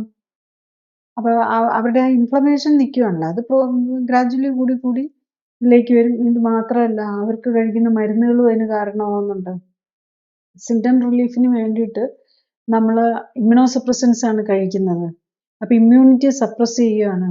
അപ്പോൾ അവർക്ക് പലതരം ബാക്ടീരിയാസും ഇതുമെല്ലാം വളരാനുള്ള ചാൻസ് കൂട്ടും. അതുപോലെ ക്യാൻസർ സെല്ലിന് വളരാനുള്ള ചാൻസും കൂട്ടുവാണ്. കാരണം ഇമ്മ്യൂണിറ്റി സപ്രസ്ഡ് ആവുകയാണല്ലോ ചെയ്യുന്നത്. അപ്പം അതാണ് ഇതിനകത്ത് സംഭവിക്കുന്നത്. അപ്പം നമ്മൾ കഴിക്കുന്ന മരുന്നുകളും നമ്മൾ ആശ്വാസത്തിന് വേണ്ടിയിട്ട് കഴിക്കുന്നതാണെങ്കിൽ അത് ഇൻഡയറക്ട്ലി നമുക്ക് മറ്റുള്ള അസുഖങ്ങൾ വരുത്താനുള്ള സാധ്യതയും കൂടെ വരികയാണ് ചെയ്യുന്നത്. ഈ ബൈൽ ആസിഡ് എന്ന് പറയുന്നത്, പിത്തരസം എന്ന് പറയുന്നത് വളരെ ആവശ്യമുള്ളൊരു കാര്യമാണ്. എങ്കിലും പറയുന്നത് ഈ പിത്തരസം അല്ലെങ്കിൽ ബൈൽ ആസിഡിന്റെ കാരണം തന്നെയാണ് അതിൻ്റെ വേരിയേഷൻ കൊണ്ടാണ് പല അസുഖങ്ങളും ക്യാൻസറുകളും വരെ വരാൻ സാധ്യത. അത് എത്രമാത്രം ശരിയാണ്? ബൈൽ ആസിഡ്സ് കൊണ്ട് ക്യാൻസർ വരിക എന്ന് പറഞ്ഞു കഴിഞ്ഞാൽ ബേസിക്കലി ഈ ഗോൾ ബ്ലാഡർ ക്യാൻസേഴ്സ് വരാനുള്ള ബൈൽ ആസിഡ്സിൻ്റെ കൺസിസ്റ്റൻസിയിൽ വരുന്ന വ്യത്യാസങ്ങൾ ഡെഫിനറ്റ്ലി പ്രോബ്ലം ഉണ്ടാക്കാം. കാരണം നമ്മൾ ശ്രദ്ധിച്ചാൽ മതി, മിക്കവാറും ഈ വയറ് പ്രോബ്ലം ഉള്ളവർക്കെല്ലാം ഫാറ്റി ലിവർ ഉണ്ടാവും. അപ്പം ലിവറിനൊരു അസുഖം വന്നിരിക്കുകയാണ്. ലിവറാണ് ഈ ബൈൽ ആസിഡ്സും ബൈൽ ജ്യൂസും ഒക്കെ ഉണ്ടാക്കുന്നത്. അപ്പോൾ അതിനകത്ത് പ്രോബ്ലം വന്നു കഴിയുമ്പോൾ ആ ബൈലിൻ്റെ കൺസിസ്റ്റൻസിയിൽ വ്യത്യാസം വരും. അപ്പോൾ അത് ഗോൾ ബ്ലാഡറിൽ വന്ന് സ്റ്റോൺ ആകാനും ഗോൾ ബ്ലാഡർ പോളിപ്പ് വരാനും ഗോൾ ബ്ലാഡർ സ്റ്റോൺ വരാനും ചാൻസ് കൂട്ടും. ഇതുപോലെ തന്നെ നമ്മളുടെ ഈ ദഹനരസങ്ങൾ ലിവർ ഉണ്ടാക്കുന്നുണ്ട്, അതുപോലെ പാൻക്രിയാസ് ഉണ്ടാക്കുന്നുണ്ട്. ഈ നമ്മൾ ഫുഡ് കറക്റ്റ് അല്ലാതെ വരുമ്പോൾ പാൻക്രിയാസിനും അതിൻ്റെ സ്ട്രെയിൻ വരും. അപ്പോൾ പാൻക്രിയാസും കൂടുതൽ സ്ട്രെസ്ഡ് ആകുമ്പോൾ പാൻക്രിയാറ്റൈറ്റിസ് വരും. അത് ഡയബറ്റിക് പേഷ്യൻസ് നമ്മൾ പാൻക്രിയാസിന് പ്രോബ്ലം ഉണ്ടോ എന്ന് അറിയാനായിട്ട് നോക്കേണ്ടത് അമൈലേസ് ലൈപ്പേസ് എന്ന് പറഞ്ഞ് പാൻക്രിയാസ് ഉണ്ടാകുന്ന എൻസൈംസ് തന്നെ, അത് ബ്ലഡിലേക്ക് കൂടുതലായിട്ട് കലരുന്നുണ്ടെങ്കിൽ അതിൻ്റെ അർത്ഥം പാൻക്രിയാസ് നീർക്കെട്ടുണ്ടെന്നാണ്. അത് പല പേഷ്യൻസിനും കൂടുതലാണ്. അപ്പം അങ്ങനെയുള്ളവർ നമ്മൾ പലപ്പോഴും ഇതൊന്നും ഒത്തിരി കൂടി അക്യൂട്ട് പാൻക്രിയാറ്റൈറ്റിസ് ആയിട്ട് ഭയങ്കര വേദനയൊക്കെ ആയിട്ട് ചെല്ലുന്നതിന് മാത്രമേ നമ്മൾ അന്നേരം ട്രീറ്റ്മെൻ്റ് ഒന്നും ഇല്ല, ജസ്റ്റ് കിടത്തി ട്രിപ്പൊക്കെ ഇട്ട് ഭക്ഷണം കഴിക്കാതെ ഇരുത്തി ഒന്ന് വേദനയ്ക്കുള്ള മരുന്ന് കൊടുക്കാനേ പറ്റുള്ളൂ. ഇതിനൊന്നും പാൻക്രിയാറ്റൈറ്റിസിനൊന്നും മരുന്നായിട്ടില്ല, അത് നമ്മൾ മനസ്സിലാക്കണം. അക്യൂട്ട് പാൻക്രിയാറ്റൈറ്റിസ് ആയിട്ട് വലിയ വേദനയായിട്ട് ചെന്ന് കഴിഞ്ഞാൽ സപ്പോർട്ടീവ് ട്രീറ്റ്മെൻറ്റ് മാത്രമേ നമുക്ക് മോഡേൺ മെഡിസിൻ തരാനുള്ളൂ. ക്രോണിക് പാൻക്രിയാറ്റൈറ്റിസ് ആണെങ്കിൽ ഒന്നും ചെയ്യാനില്ല. അപ്പം നമ്മൾ പക്ഷേ പാൻക്രിയാറ്റൈറ്റിസ് കാണുകയാണെങ്കിൽ അല്ലെങ്കിൽ ഫാറ്റി ലിവർ കാണുകയാണെങ്കിൽ അതിന് മരുന്നൊന്നുമില്ല. ഫാറ്റി ലിവറിന് മരുന്നില്ല. ഗോൾ ബ്ലാഡർ സ്റ്റോണിന് ഗോൾ ബ്ലാഡർ വേണമെങ്കിൽ എടുത്തു കളയാം. അതിനപ്പുറത്തേക്ക് അല്ലെ പോളിപ്പ് വേണ്ട ഗോൾ ബ്ലാഡറിനെ തന്നെ എടുത്തു കളയാം. ഇത്രയൊക്കെ നമുക്ക് മോഡേൺ മെഡിസിൻ ചെയ്യാനുള്ളൂ. പക്ഷെ നമുക്ക് ലൈഫ് സ്റ്റൈൽ കറക്റ്റ് ചെയ്യുകയാണെങ്കിൽ ഈ പ്രശ്നങ്ങൾക്കെല്ലാം പരിഹാരം കിട്ടും എന്നുള്ളതാണ്. ഗോൾ ബ്ലാഡർ സ്റ്റോണിൻ്റെ ആ സൈസ് കുറഞ്ഞു വരുന്നത് നമുക്ക് കറക്റ്റായിട്ട് ചെയ്യുമ്പോൾ കാണും. ഫാറ്റി ലിവർ ഗ്രേഡ് 1-നാണെങ്കിൽ ഫാറ്റി ലിവർ മാറുന്നതും ഗ്രേഡ് 2 ആണ്, ഗ്രേഡ് 1-ലേക്ക് വരുന്നതും ഒക്കെ നമുക്ക് കാണാവുന്നേ ഉള്ളൂ. ഈവൻ സിറോസിസ് ലിവർ നമ്മൾ കറക്റ്റായിട്ട് നോക്കുകയാണെങ്കിൽ സിറോസിസ് കുറഞ്ഞു വരുന്ന ലിവറിൻ്റെ സൈസ് കൂടി വരുന്നതും ഒക്കെ കാണാൻ പറ്റുന്നതാണ്. ഫാറ്റി ലിവർ ആകുമ്പോൾ ചിലപ്പോൾ ലിവറിൻ്റെ സൈസ് കൂടുതലായിരിക്കും. അത് കറക്റ്റ് ചെയ്യുമ്പോഴേക്കും ലിവറിൻ്റെ സൈസ് കുറഞ്ഞു വരും. ഈ സ്ട്രങ്കണായിട്ട് പോയിരിക്കുന്ന സിറോസിസ് ലിവർ ആണെങ്കിൽ അത് കറക്റ്റായിട്ട് തീരെ എൻഡ് സ്റ്റേജ് പേഷ്യൻസ് അല്ല ഞാൻ പറയുന്നത്. ഈ ലൈഫ് സ്റ്റൈൽ കറക്ഷൻ ചെയ്യണമെങ്കിൽ ഒരു റീസണബിൾ സ്റ്റേജ് എങ്കിൽ ഞാൻ സ്റ്റേജ് 4 ഫൈബ്രോസിസും ലിവർ ഫൈബ്രോസിസ് ഒക്കെ പോലും കാണാറുണ്ട്. അവർ വളരെ ഫാസ്റ്റായിട്ട് റീഗെയിൻ ചെയ്യും. ഒരു 3 months to 6 months കൊണ്ട് അവിടെ ലിവർ സൈസും കൂടി വരുന്നത് നമുക്ക് കാണാൻ പറ്റും എന്നുള്ളതാണ്. അപ്പോൾ അതുപോലെ ഏത് ഇൻറ്റസ്റ്റൈനൽ പ്രോബ്ലം ആണെങ്കിലും ഇപ്പോൾ ഏറ്റവും വലിയ അഡ്വാൻറ്റേജ് എന്താണെന്ന് ചോദിച്ചു കഴിഞ്ഞാൽ ഈ ക്യാൻസർ ആണല്ലോ നമ്മളെല്ലാവരും പേടിക്കുന്നത്. ഇപ്പോൾ നമുക്ക് ക്യാൻസർ മാർക്കേഴ്സ് ഉണ്ട്, നമുക്ക് ടെസ്റ്റ് ചെയ്യാം. നമ്മളിപ്പം എൻ്റെ ഒരു ട്രീറ്റ്മെൻറ്റ് ഇതിനകത്ത് ആ പ്രോട്ടോക്കോൾ അനുസരിച്ച് തന്നെ നമ്മൾ പ്രായമായവർക്കാണെങ്കിൽ ക്യാൻസർ മാർക്കേഴ്സ് ചെയ്യും. അതൊരു ആണുങ്ങൾക്കും പെണ്ണുങ്ങൾക്കും ഡിഫറെൻ്റ് ആയിട്ടുള്ള അവരുടെ ഓറിയൻറ്റഡ് ആയിട്ടുള്ള ഇത് ചെയ്യും. ആണുങ്ങൾക്കാണ് PSA, പിന്നെ ഈ കോളൻ ക്യാൻസർ, ലങ് ക്യാൻസർ, ഇങ്ങനത്തെ കാര്യങ്ങൾ നോക്കാൻ പറ്റും. അപ്പം ഇത് കൂടുന്നുണ്ടെങ്കിൽ, അത് കൂടി നിൽക്കുകയാണെന്നുണ്ടെങ്കിൽ ചെറുതായിട്ടെങ്കിലും കൂടാൻ തുടങ്ങുകയാണെങ്കിൽ അപ്പോൾ തന്നെ നമുക്കത് ലൈഫ് സ്റ്റൈൽ കറക്റ്റ് ചെയ്താൽ അത് കുറഞ്ഞു വരും എന്നുള്ളതാണ്. അപ്പോൾ വീണ്ടും 1 year കഴിയുമ്പോൾ അതൊന്നുകൂടെ നോക്കിയാൽ മതി, അത് കൂടുന്നുണ്ടോ. വൺസ് നമ്മളുടെ ട്യൂമർ മാർക്കേഴ്സ് കൂടുന്നു എന്ന് കണ്ടു കഴിഞ്ഞാൽ നമ്മൾ പ്രോൺ ഫോർ ക്യാൻസർ ആണെന്ന് മനസ്സിലാക്കി കഴിഞ്ഞു കഴിഞ്ഞാൽ തന്നെ ലൈഫ് സ്റ്റൈൽ കറക്റ്റ് ചെയ്താൽ മതി. അല്ലാതെ നേരെ പോയി സർജറി ചെയ്ത് അത് ഭാഗം ഏതാന്ന് അതിനുള്ള സമയം ആകുകയില്ല. ഈ ട്യൂമർ മാർക്കേഴ്സ് ചെറുതായിട്ട് കൂടി തുടങ്ങുന്ന സമയത്ത് നമ്മൾ പെറ്റ് സ്കാൻ എടുത്താലോ അല്ലെങ്കിൽ CT സ്കാനോ MRI ഒന്നും കൊണ്ട് നമുക്ക് കാണാൻ മാത്രം വലിപ്പമാകുന്നതിന് വളരെ മുമ്പ് തന്നെ ട്യൂമർ മാർക്കേഴ്സ് കൂടി വരും. അപ്പോൾ തന്നെ നമ്മൾ നോക്കിയാൽ നമുക്കത് കുറച്ചുകൊണ്ട് വരാം. ഈവൻ PSA കൂടി ഒരു 10, 25, 30 ഒക്കെ PSA ഉള്ളവർക്ക് പോലും വേറെ ബയോപ്സിക്ക് പോലും പോകേണ്ട ആവശ്യമില്ല. നമ്മൾ ലൈഫ് സ്റ്റൈൽ കറക്റ്റ് ചെയ്യുക, കറക്റ്റായിട്ട് അത് മനസ്സിലാക്കി ചെയ്യണം. അതാണ് അതിൻ്റെ സ്വയം ചെയ്ത് നോക്കാം, കറക്റ്റ് ആവുന്നുണ്ടോ എന്ന് നോക്കാം. ഇല്ലെങ്കിൽ ക്ലിനിക്കൽ സപ്പോർട്ട് എടുക്കാം. അപ്പം ഞാൻ ചെയ്യുമ്പോൾ നമ്മൾ അതിനൊരു സ്പെഷ്യൽ പ്രോട്ടോക്കോൾ വെച്ചാണ് ചെയ്യുന്നത്. അവരെന്ത് കഴിക്കണം, അവരെന്ത് ആക്ടിവിറ്റി, ഇപ്പം നമ്മൾ കറക്റ്റായിട്ടൊരു ക്ലിനിക്കൽ സപ്പോർട്ട് കൊടുത്ത് ഒരു ലൈഫ് സ്റ്റൈൽ കറക്റ്റ് ചെയ്യിപ്പിക്കുക എന്ന് പറഞ്ഞു കഴിഞ്ഞാൽ ബോഡിയെക്കുറിച്ചുള്ള ക്ലിയർ ആയിട്ടുള്ള ഒരു ഐഡിയ ഉണ്ടാകണം. അതായത് ബ്ലഡ് റിപ്പോർട്ട് വേണം, സ്കാനിങ് റിപ്പോർട്ട് വേണം, പിന്നെ അവരെന്താണ് കഴിക്കുന്നത്, എന്താണ് അവരുടെ ആക്ടിവിറ്റി, ഇതിനെക്കുറിച്ചും കൂടെ കറക്റ്റായിട്ടുള്ള നോളജ് വന്നു കഴിഞ്ഞാൽ അവർക്ക് കറക്റ്റ് ഡയറക്ഷൻ കൊടുത്ത് റിസൾട്ടും നോക്കണം. എവരി വീക്ക് അല്ലെങ്കിൽ എവരി മന്ത് നമ്മളിതൊക്കെ റീചെക്ക് ചെയ്തുകൊണ്ടും കൂടെയാണ് ഇരിക്കുന്നത്. അപ്പോൾ കുറഞ്ഞു വരുന്നത് കാണാം. ഇപ്പം ആണുങ്ങളിൽ ഇപ്പോൾ ഏറ്റവും കൂടുതൽ കാണുന്നതാണ് പ്രോസ്റ്റേറ്റ് ക്യാൻസർ. അത് വളരെ സ്ലോ ഗ്രോയിങ് ആണ്. അപ്പം അതുകൊണ്ട് നമുക്കിത് നോക്കിയാൽ മതി. അപ്പം നമ്മൾ ഓടിപ്പോയി നമ്മൾ പ്രോസ്റ്റേറ്റ് എടുത്ത് കളയോ സർജറി ചെയ്യുകയോ ഒന്നും ചെയ്യേണ്ട കാര്യമില്ല. പക്ഷെ ചിലർക്ക് ഭയങ്കര ടെൻഷനായിരിക്കും. അപ്പോൾ അവർക്ക് പിന്നെ അത് കണ്ടു കഴിഞ്ഞാൽ പിന്നെ അത് എടുത്ത് കളയാതെ സമാധാനമാകുകയില്ല. പക്ഷേ പ്രോസ്റ്റേറ്റ് ക്യാൻസറൊക്കെ വളരെ സ്ലോ ഗ്രോയിങ് ആണ്. അത് നമ്മൾ നോക്കി കുറയുന്നുണ്ടെങ്കിൽ പിന്നെ PSA കുറയുകയാണെങ്കിൽ നമ്മൾ എന്തിനാണ് അതിനെക്കുറിച്ച് പറയുന്നത്. അതുപോലെ ഇൻറ്റസ്റ്റൈനൽ ക്യാൻസറിനാണെങ്കിലുണ്ട് CEA, അങ്ങനെ വേറെ ട്യൂമർ മാർക്കേഴ്സ് ഉണ്ട്. CEA ഒക്കെ കുറയുന്നുണ്ടോ എന്ന് നോക്കിയാൽ മതി. പക്ഷെ ഞാൻ കാണുന്നത് എന്താണെന്ന് വെച്ചാൽ എൻ്റെ പേഷ്യൻ്റ് ഫീഡ്ബാക്ക് വെച്ച് നോക്കുമ്പം പലപ്പോഴും ഈ മറ്റേ cancer speciality point of cancer oriented treatment കൊടുക്കുന്നവരൊക്കെ യൂഷ്വലി ഈ ട്യൂമർ മാർക്കേഴ്സ് വളരെ നോക്കാറ് തന്നെ ഇല്ല. ഫോളോ അപ്പിന് പോലും വളരെ റെയറായിട്ടാണ് നോക്കുന്നതെന്നുള്ളത്. അത് 3 മാസമൊക്കെ കൂടുമ്പോഴാണ്. പക്ഷെ അങ്ങനെയല്ല, നമുക്കത് നോർമൽ ആകുന്നോടും വരെ അത് നമ്മൾ വളരെ, കാരണം നമുക്കിവിടെ റീസണബിളി എക്കണോമിക് ആയിട്ട് ഈ ട്യൂമർ മാർക്കേഴ്സ് ഒക്കെ നോക്കാൻ പറ്റും. അപ്പോൾ അത് ശരിക്കും ഒരിക്കൽ വന്നവർക്ക് മാത്രമല്ല, പ്രിവെൻറ്റീവായിട്ട് കുറച്ച് പ്രായമായവർ നമ്മൾ വൺസ് ഇൻ എ ഇയർ ഇതൊക്കെ എടുത്ത് നോക്കി അതനുസരിച്ച് ലൈഫ് സ്റ്റൈൽ കറക്റ്റ് ചെയ്ത് അതിനെയൊക്കെ നെഗറ്റീവാക്കി കൊണ്ടുപോവുകയാണെങ്കിൽ നമുക്ക് ഇന്നുള്ള ഈ ക്യാൻസറുകളെല്ലാം തന്നെ നമുക്ക് കുറച്ച് കൊണ്ടൊന്ന് നിർത്താൻ പറ്റും. കുറച്ചുകൊണ്ട് വരാൻ പറ്റും. ഈവൻ ക്യാൻസർ സർജറീസും നമ്മൾ ഈ കീമോതെറാപ്പിയും റേഡിയേഷനും എല്ലാം നമുക്ക് കുറയ്ക്കാൻ പറ്റുന്നതേ ഉള്ളൂ എന്നുള്ളതാണ്. ഈ സാധാരണ പറയുന്നത് ഈ വയറ് സംബന്ധമായിട്ട് GI സംബന്ധമായിട്ടുള്ള ഏറ്റവും കോമൺ ആയിട്ട് അനുഭവപ്പെടുന്നത് ഇറിറ്റബിൾ ബൗൾ സിൻഡ്രോം എന്നാണ്. ഈ IBS എന്ന് പറയുന്നത് അതെന്താണ്? അതിന് ശരിക്ക് എന്താണ് ചെയ്യാൻ പറ്റുക?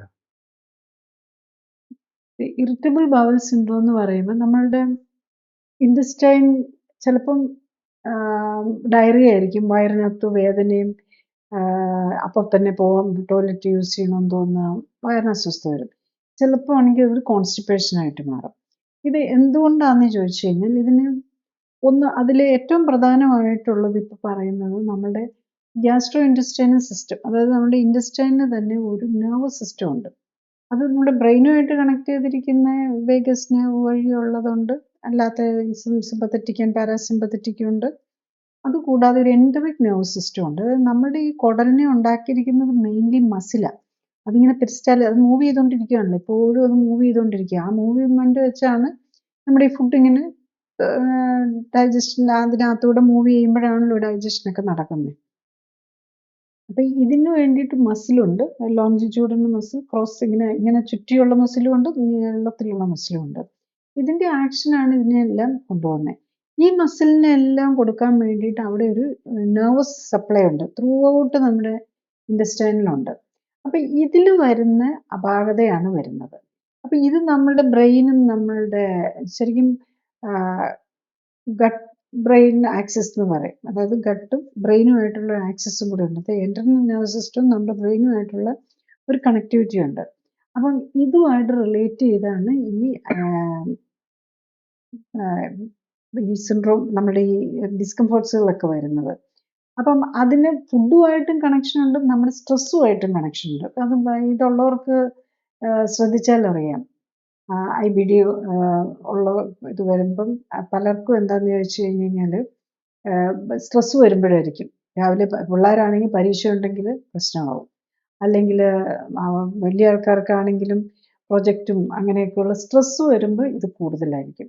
ഇതിൻ്റെ കാരണം അതിനൊരു സൈക്കോളജിക്കൽ എന്നുള്ളത് സൈക്കോളജിക്കൽ എന്നല്ല, ശരിക്കും ഈ ഒരു നമ്മുടെ ബ്രെയിനിലാണെങ്കിൽ നമുക്ക് ഈ സൈക്കാട്രിക് പ്രോബ്ലം സ്ട്രെസ്സൊക്കെ വരുന്നത് അതിനകത്തെ കെമിക്കൽ ന്യൂറോ ട്രാൻസ്മിറ്റേഴ്സിന് വരുന്ന പ്രോബ്ലമാണ്. സെയിം തിങ് ഇൻറ്റസ്റ്റൈനിലും ഉണ്ട്. നമ്മൾ ഈ ഡോപ്പമിൻ അങ്ങനെ കുറേ ന്യൂറോ ട്രാൻസ്മിറ്റേഴ്സ് ഉണ്ട്. അതിൽ വരുന്ന ഏറ്റക്കുറച്ചിലുകളാണ് ഇതുണ്ടാക്കുന്നത്. അപ്പോൾ നമ്മൾ ഡയറ്റ് കറക്റ്റ് ചെയ്യുക എന്നുള്ളത് തന്നെയാണ് അതിനകത്ത് ഏറ്റവും ഇമ്പോർട്ടൻ്റ് ആയിട്ട് വരുന്നത്. അപ്പം ചിലതരം ഫുഡ്, പ്രത്യേകിച്ചും ചിലർക്കൊക്കെയാണ് ഗ്ലൂട്ടൻ നമ്മുടെ ഇൻറ്റസ്റ്റൈനുമായിട്ട് ഏറ്റവും നമ്മൾ കണക്ട് ചെയ്തിട്ടുള്ള ഫുഡാണ് നമ്മൾ പറയുന്നത് ഗ്ലൂട്ടൻ സെൻസിറ്റിവിറ്റി എന്ന് പറയുന്നത്. ഗ്ലൂട്ടൻ എന്ന് പറഞ്ഞ ഒരു പ്രോട്ടീനാണ്. അത് നമ്മളുടെ ഈ ഗോതമ്പ്, മൈദ, റവ അതൊക്കെ ഗോതമ്പിൻ്റെ പ്രിപ്പറേഷനാണല്ലോ. പിന്നെ ഓട്സ്, റൈ, ബാർലി ഇതിലൊക്കെയുള്ള ഒരു പ്രോട്ടീനാണ്. അത് ചിലർക്ക് പറ്റില്ല. അപ്പോൾ അതും ഈ ഇൻഫ്ലമേറ്ററി ബൗൾ ഡിസീസൊക്കെ ഉള്ളവർക്ക്, അല്ലെങ്കിൽ IBD മറ്റേ ഇറിറ്റബിൾ ബൗൾ സിൻഡ്രോം ഉള്ളവർക്ക് അവർ ഈ ആദ്യമായിട്ട് നമ്മൾ ചെയ്യേണ്ടത് ശരിക്കും പറഞ്ഞു കഴിഞ്ഞാൽ ഫസ്റ്റ് ഒന്ന് ട്രൈ ചെയ്ത് നോക്കേണ്ടത് ഗ്ലൂട്ടൻ ഫ്രീ ഡയറ്റാണ്. അപ്പോൾ അതെടുത്താൽ തന്നെ ചിലർക്ക്, എല്ലാവർക്കും അത് വരണമെന്നില്ല. ഇപ്പം ചിലർ ഇപ്പം നമ്മൾ കാണുന്നുണ്ട് റൈസിനോട് പോലും അലർജി ഉള്ളവർ, അല്ലെങ്കിൽ റൈസിനോട് ഇൻടോളറൻസ്. ഇത് ഗ്ലൂട്ടൻ ഇൻടോളറൻസ് ആണെങ്കിൽ ഇത് ചിലർക്കുണ്ട് റൈസ് ഇൻടോളറൻസും ഉണ്ട്. അപ്പം അതിനും പല മാനിഫെസ്റ്റേഷനും വരാം. അപ്പം അതെന്താണെന്ന് കണ്ടുപിടിച്ച് അതിനെ ഒഴിവാക്കേണ്ടതും കൂടെ ഇത്തരം രോഗമുള്ളവർക്ക് ആവശ്യമാണ്. മരുന്ന് വെച്ചാൽ നമുക്കൊന്ന് വയറിനെ ക്വയറ്റും ചെയ്യാം. ഇപ്പം നമുക്ക് ഈ ഇറിറ്റബിൾ ബൗൾ സിൻഡ്രോം ഉള്ളവർക്ക് പലപ്പോഴും സൈക്യാട്രിക് ഓറിയൻറ്റഡ് ആയിട്ടുള്ള മരുന്നാണ് കൊടുക്കുന്നത്. അതായത് നെർവ്സിനെ ഒന്ന് ക്വയറ്റൻ ചെയ്യാൻ, സൈക്യാട്രിക് ബ്രെയിനിലെ നെർവ്സിനെ മാത്രമല്ല വയറിലെ നെർവ്സിനെയും ക്വയറ്റൻ ചെയ്യാനായിട്ട് ഉള്ള മരുന്നുകളായിരിക്കും പലപ്പോഴും കൊടുക്കുന്നത്. അപ്പം അത് ഒരു ആസ്പെക്റ്റ്. പക്ഷേ ഈ കറക്റ്റായിട്ട് നമ്മൾ ചെയ്യേണ്ടത് നമ്മളുടെ ലൈഫ് സ്റ്റൈൽ കറക്റ്റ് ചെയ്ത് നമ്മുടെ സ്ട്രെസ് മാനേജ്മെൻറ്റ്, ഇതൊക്കെ സ്ട്രെസ്സൊക്കെ തന്നെ വരുന്നതല്ലല്ലോ. ലൈഫിൽ സ്ട്രെസ് അവിടെ ഉണ്ടാവും. പക്ഷെ അത് നമ്മുടെ ബോഡി എങ്ങനെ അതിനോട് റിയാക്ട് ചെയ്യുന്നു എന്നുള്ളതാണ്. ആ റിയാക്ഷനാണ് നമ്മൾ കറക്റ്റ് ചെയ്യേണ്ടത്. അതിന് നമ്മുടെ ഫുഡ് തന്നെയാണ് ഏറ്റവും ഇമ്പോർട്ടൻ്റ് ആയിട്ട് വരുന്നത്. പിന്നെ ഒരു പ്രായം കഴിഞ്ഞാൽ പിന്നെ പലർക്കും ഉള്ളൊരു ബുദ്ധിമുട്ടാണ് ഈ വയറിൽ നിന്ന് ഇങ്ങനെ ആസിഡ് വായിലേക്ക് വരുന്ന പോലെ ഉള്ള ഒരു സിറ്റുവേഷൻ. അപ്പം അത് കാരണം പല അസുഖങ്ങളും ബുദ്ധിമുട്ടുകളും ഉണ്ടാവാറുണ്ടെന്ന് പറയാറുണ്ട്. അതിനെന്തെങ്കിലും എന്താ ചെയ്യാൻ പറ്റുക? ഒരു പ്രായം കഴിഞ്ഞ് കഴിയുമ്പോൾ എന്ന് പറയുന്നതിന് കാരണം എന്താണെന്ന് ചോദിച്ചാൽ, നമ്മൾ പ്രായം കൂടുമ്പോൾ ആണല്ലോ നമ്മുടെ മേത്ത് കൊഴുപ്പടിഞ്ഞ് കൂടുന്നത്, പ്രത്യേകിച്ചും കുടവയറൊക്കെ വയ്ക്കുന്നത്. അപ്പോൾ അതുപോലെ നമ്മുടെ മസിൽസ് എല്ലാം വീക്കാവും. പ്രായം ഇതെന്ന് വരുമ്പോൾ 2 ചേഞ്ചസ് ആണ് നമ്മുടെ ബോഡിയിൽ മെയിനായിട്ട് വരുന്നത്. ഒന്ന്, നമ്മുടെ മേത്ത് ഫാറ്റ് അക്യുമുലേറ്റ് ചെയ്യും. 2, നമ്മളുടെ മസിൽസ് വീക്കാവും. അപ്പം ഈ വയറിൻ്റെ കാര്യത്തിൽ നമ്മളുടെ ഈ അന്നനാളം വന്ന് നമ്മളുടെ ഈ ചെസ്റ്റ് ക്യാവിറ്റിയും വയറും അബ്ഡോമിനും തമ്മിൽ ഒരു ഭിത്തിയുണ്ട്. അതിന് ഡയഫ്രം എന്നാണ് പറയുന്നത്. ഈ ഡയഫ്രം എന്ന് പറയുന്ന ഒരു മസിലാണ്. ആ മസിലാണ് ശരിക്കും നമ്മുടെ റെസ്പിറേഷനെയും സപ്പോർട്ട് ചെയ്യുന്നത്. അപ്പം നമുക്ക് പ്രായമാകുമ്പോൾ നമ്മുടെ വയറിൽ കൂടുതൽ കൊഴുപ്പടിഞ്ഞു കഴിഞ്ഞാൽ അവിടുത്തെ ഇൻട്രാ അബ്ഡോമിനൽ പ്രഷർ കൂടും. എല്ലാ ഇൻറ്റെസ്റ്റൈനും ചുറ്റി കൊഴുപ്പാണ് നമ്മൾ ഈ കുടവയറായിട്ട് കാണിക്കുന്നത്. അപ്പോൾ ഈ കൊഴുപ്പടിഞ്ഞു കഴിയുമ്പോൾ അവിടുത്തെ പ്രഷർ കൂടുമ്പോൾ നമ്മുടെ നമ്മളുടെ ഈ സ്റ്റൊമക്ക്, ആമാശയം തന്നെ ഇതിനകത്തൂടെ ഇറങ്ങി വരുന്ന ഒരു കുഴലിന് ഒരു ഓപ്പണിംഗ് ഉണ്ട്. അവിടവും വീക്കാവും. യൂഷ്വലി ഇപ്പം ഈ മസിൽ വീക്കാവുന്നതിൻ്റെ ഭാഗമായിട്ട് ഡയഫ്രത്തിലെ ആ ഓപ്പണിങ്ങും വീക്കാവും. ഇവിടുത്തെ പ്രഷറും കൂടുമ്പോൾ അത് പതുക്കെ തള്ളി മുകളിലേക്ക് വരാൻ തുടങ്ങും. അപ്പം മിക്കവാറും ഇങ്ങനെയുള്ള പേഷ്യൻസിനെല്ലാം തന്നെ ഹൈറ്റസ് ഹെർണിയ എന്ന് പറയും. ഇങ്ങനത്തെ ഹെർണിയ നമുക്ക് പലതരം ഹെർണിയ ഉണ്ട്. അമ്പലിക്കൽ ഹെർണിയ ഉണ്ട്, ഇൻഗ്വൈനൽ ഹെർണിയ ഉണ്ട്. ഇത് നമ്മൾ കാണുകയില്ല, നമ്മൾ സ്കാനിങ്ങിലൊക്കെ ആയിരിക്കും തിരിച്ചറിയുന്നത്, അല്ലെങ്കിൽ എൻഡോസ്കോപ്പിയിലും ഒക്കെയാണ് നമ്മൾ തിരിച്ചറിയുക. ഈ ആമാശയത്തിൻ്റെ ഭാഗം മുകളിലോട്ട്, ഈ ഡയഫ്രത്തിന് മുകളിലോട്ട് കയറുമ്പോൾ എന്താ സംഭവിക്കുന്നതെന്ന് വെച്ചാൽ, നമ്മുടെ ഗ്യാസ്ട്രിക് ജ്യൂസ് ഉണ്ടല്ലോ, അത് വെരി അസിഡിക്കാണ്. വയറിനകത്തെ ജ്യൂസ് ഫ്ലൂയിഡ് എന്ന് പറഞ്ഞാൽ വളരെ ആസിഡാണ്, ഹൈഡ്രോക്ലോറിക് ആസിഡാണ് ശരിക്കും അതിനകത്ത് വരുന്നത്. അത് പ്രൊട്ടക്റ്റീവാണ്. ശരിക്കും നമ്മൾ കഴിക്കുന്ന ഭക്ഷണത്തിലുള്ള ബാക്ടീരിയയൊക്കെ കൊല്ലാൻ വേണ്ടിയിട്ടും അതുപോലെ ഡൈജഷന് വേണ്ടിയിട്ടുമാണ്. ഈ ആസിഡിനകത്തിട്ട് നമ്മുടെ ഫുഡ് മിക്സ് ചെയ്ത് കഴിയുമ്പോഴാണ് ഇത് ഡൈജസ്റ്റബിൾ ആകുന്നത്. അതിനെ പ്രോട്ടീനെയൊക്കെ അബ്സോർബ് ചെയ്യാൻ. എന്നാലേ അത് അങ്ങനെ ആസിഡിലൊന്ന് ഇത് ചെയ്യും. അത് കഴിഞ്ഞാൽ പിന്നെ ആൽക്കലൈൻ മീഡിയയാണ് പിന്നെ നമ്മളുടെ ഇൻറ്റസ്റ്റൈനിലെ ഡൈജഷന് വേണ്ടിയിട്ട് ഹെൽപ്പ് ചെയ്യുന്നത്. അപ്പോൾ ഇതൊക്കെ വളരെ വെരി ടെക്നോളജിക്കലി അഡ്വാൻസ്ഡ് പരിപാടികളാണ് നമ്മുടെ ഉള്ളിൽ നടക്കുന്നത്. അപ്പോൾ ഈ പ്രശ്നം എന്താ പറ്റുന്നതെന്ന് വെച്ചാൽ, വയറ് വയ്ക്കുകയും ചെയ്തു, നമ്മുടെ ഡയഫ്രം ഒക്കെ വീക്കായി, എക്സസൈസ് ഒന്നും ചെയ്യാതെ. ശരിക്കും നമ്മൾ ബ്രീത്തിങ് എക്സസൈസ് ഒക്കെ ചെയ്യുമ്പം അതൊക്കെ കറക്റ്റ് ചെയ്യാൻ പറ്റുന്നേ ഉള്ളൂ. ഡയഫ്രം സ്ട്രോങ് ആയി ഇൻട്രാ അബ്ഡോമിനൽ പ്രഷർ കുറച്ച് കഴിഞ്ഞ് കഴിഞ്ഞാൽ ഈ മുകളിലോട്ട് കയറി വരുന്ന കാര്യങ്ങളൊക്കെ അവിടെ തീരാനുള്ളതേ ഉള്ളൂ. റീവെർജിറ്റേഷൻ, ആസിഡ് റീവെർജിറ്റേഷൻ കൊണ്ട് പല പ്രശ്നങ്ങൾ വരും. ആസിഡ് കയറി വന്നു കഴിഞ്ഞ് കഴിഞ്ഞാൽ നമുക്ക് ചുമയായിട്ടായിരിക്കും വരുന്നത്. രാത്രി കിടന്നു കഴിഞ്ഞിട്ട് എഴുന്നേറ്റ് ചുമക്കലായിരിക്കും. പിന്നെ ഈവൻ പല്ലിന് കേരീസ്, അതായത് ഈ ആസിഡ് തന്നെ കയറി വായ്ക്കകത്ത് വന്ന് വായ്ക്ക് പല്ലിന് ഡാമേജ് വരാം, പല്ലിന് തുളകളും ഇതും വരും. അങ്ങനെ മൾട്ടിപ്പിൾ പ്രോബ്ലംസ് ഉണ്ടാകാം. അത് നമ്മൾ യൂഷ്വലി കാണുന്ന ഒരു ഇതാണ്. അത് നമ്മൾ കറക്ഷൻ ചെയ്യുമ്പം അത് ഈ പറഞ്ഞ, അതായത് നമ്മുടെ വയറിനകത്തിൽ ഇൻട്രാബ്ഡോമിനൽ പ്രഷർ കുറയ്ക്കണം, നമ്മുടെ ഇൻറ്റസ്റ്റൈനെ സ്ട്രോങ് ആക്കണം, നോട്ട് ഇൻറ്റസ്റ്റൈൻ, ഡയഫ്രത്തിനെ സ്ട്രോങ് ആക്കാനുള്ള എക്സസൈസ് ചെയ്യുക, വയറ് കുറയ്ക്കുക. പിന്നെ ഫുഡിലുള്ള പ്രശ്നങ്ങൾ, പല ഫുഡും ഉണ്ടാകും ഇതിനകത്ത് പ്രോബ്ലം ഉണ്ടാക്കുന്നത്. ചില ഭക്ഷണം പറ്റാത്തത് കഴിച്ചു കഴിഞ്ഞ് കഴിഞ്ഞാലും ഈ പ്രശ്നങ്ങൾ വരും. ഇതൊക്കെ കറക്റ്റ് ചെയ്ത് കഴിഞ്ഞാൽ ഇത് ഈസി ആയിട്ട് കറക്റ്റ് ചെയ്ത് പോകാവുന്നതേ ഉള്ളൂ.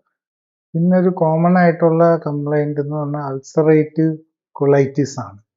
ഈ അൾസറേറ്റീവ് കൊളൈറ്റിസും ഈ ഭക്ഷണമായിട്ടൊക്കെ വളരെ കണക്റ്റഡ് ആണെന്നും ഒക്കെ കേൾക്കാറുണ്ട്. ഈ അൾസറേറ്റീവ് കൊളൈറ്റിസിന് എന്താണ് ചെയ്യാൻ പറ്റുക?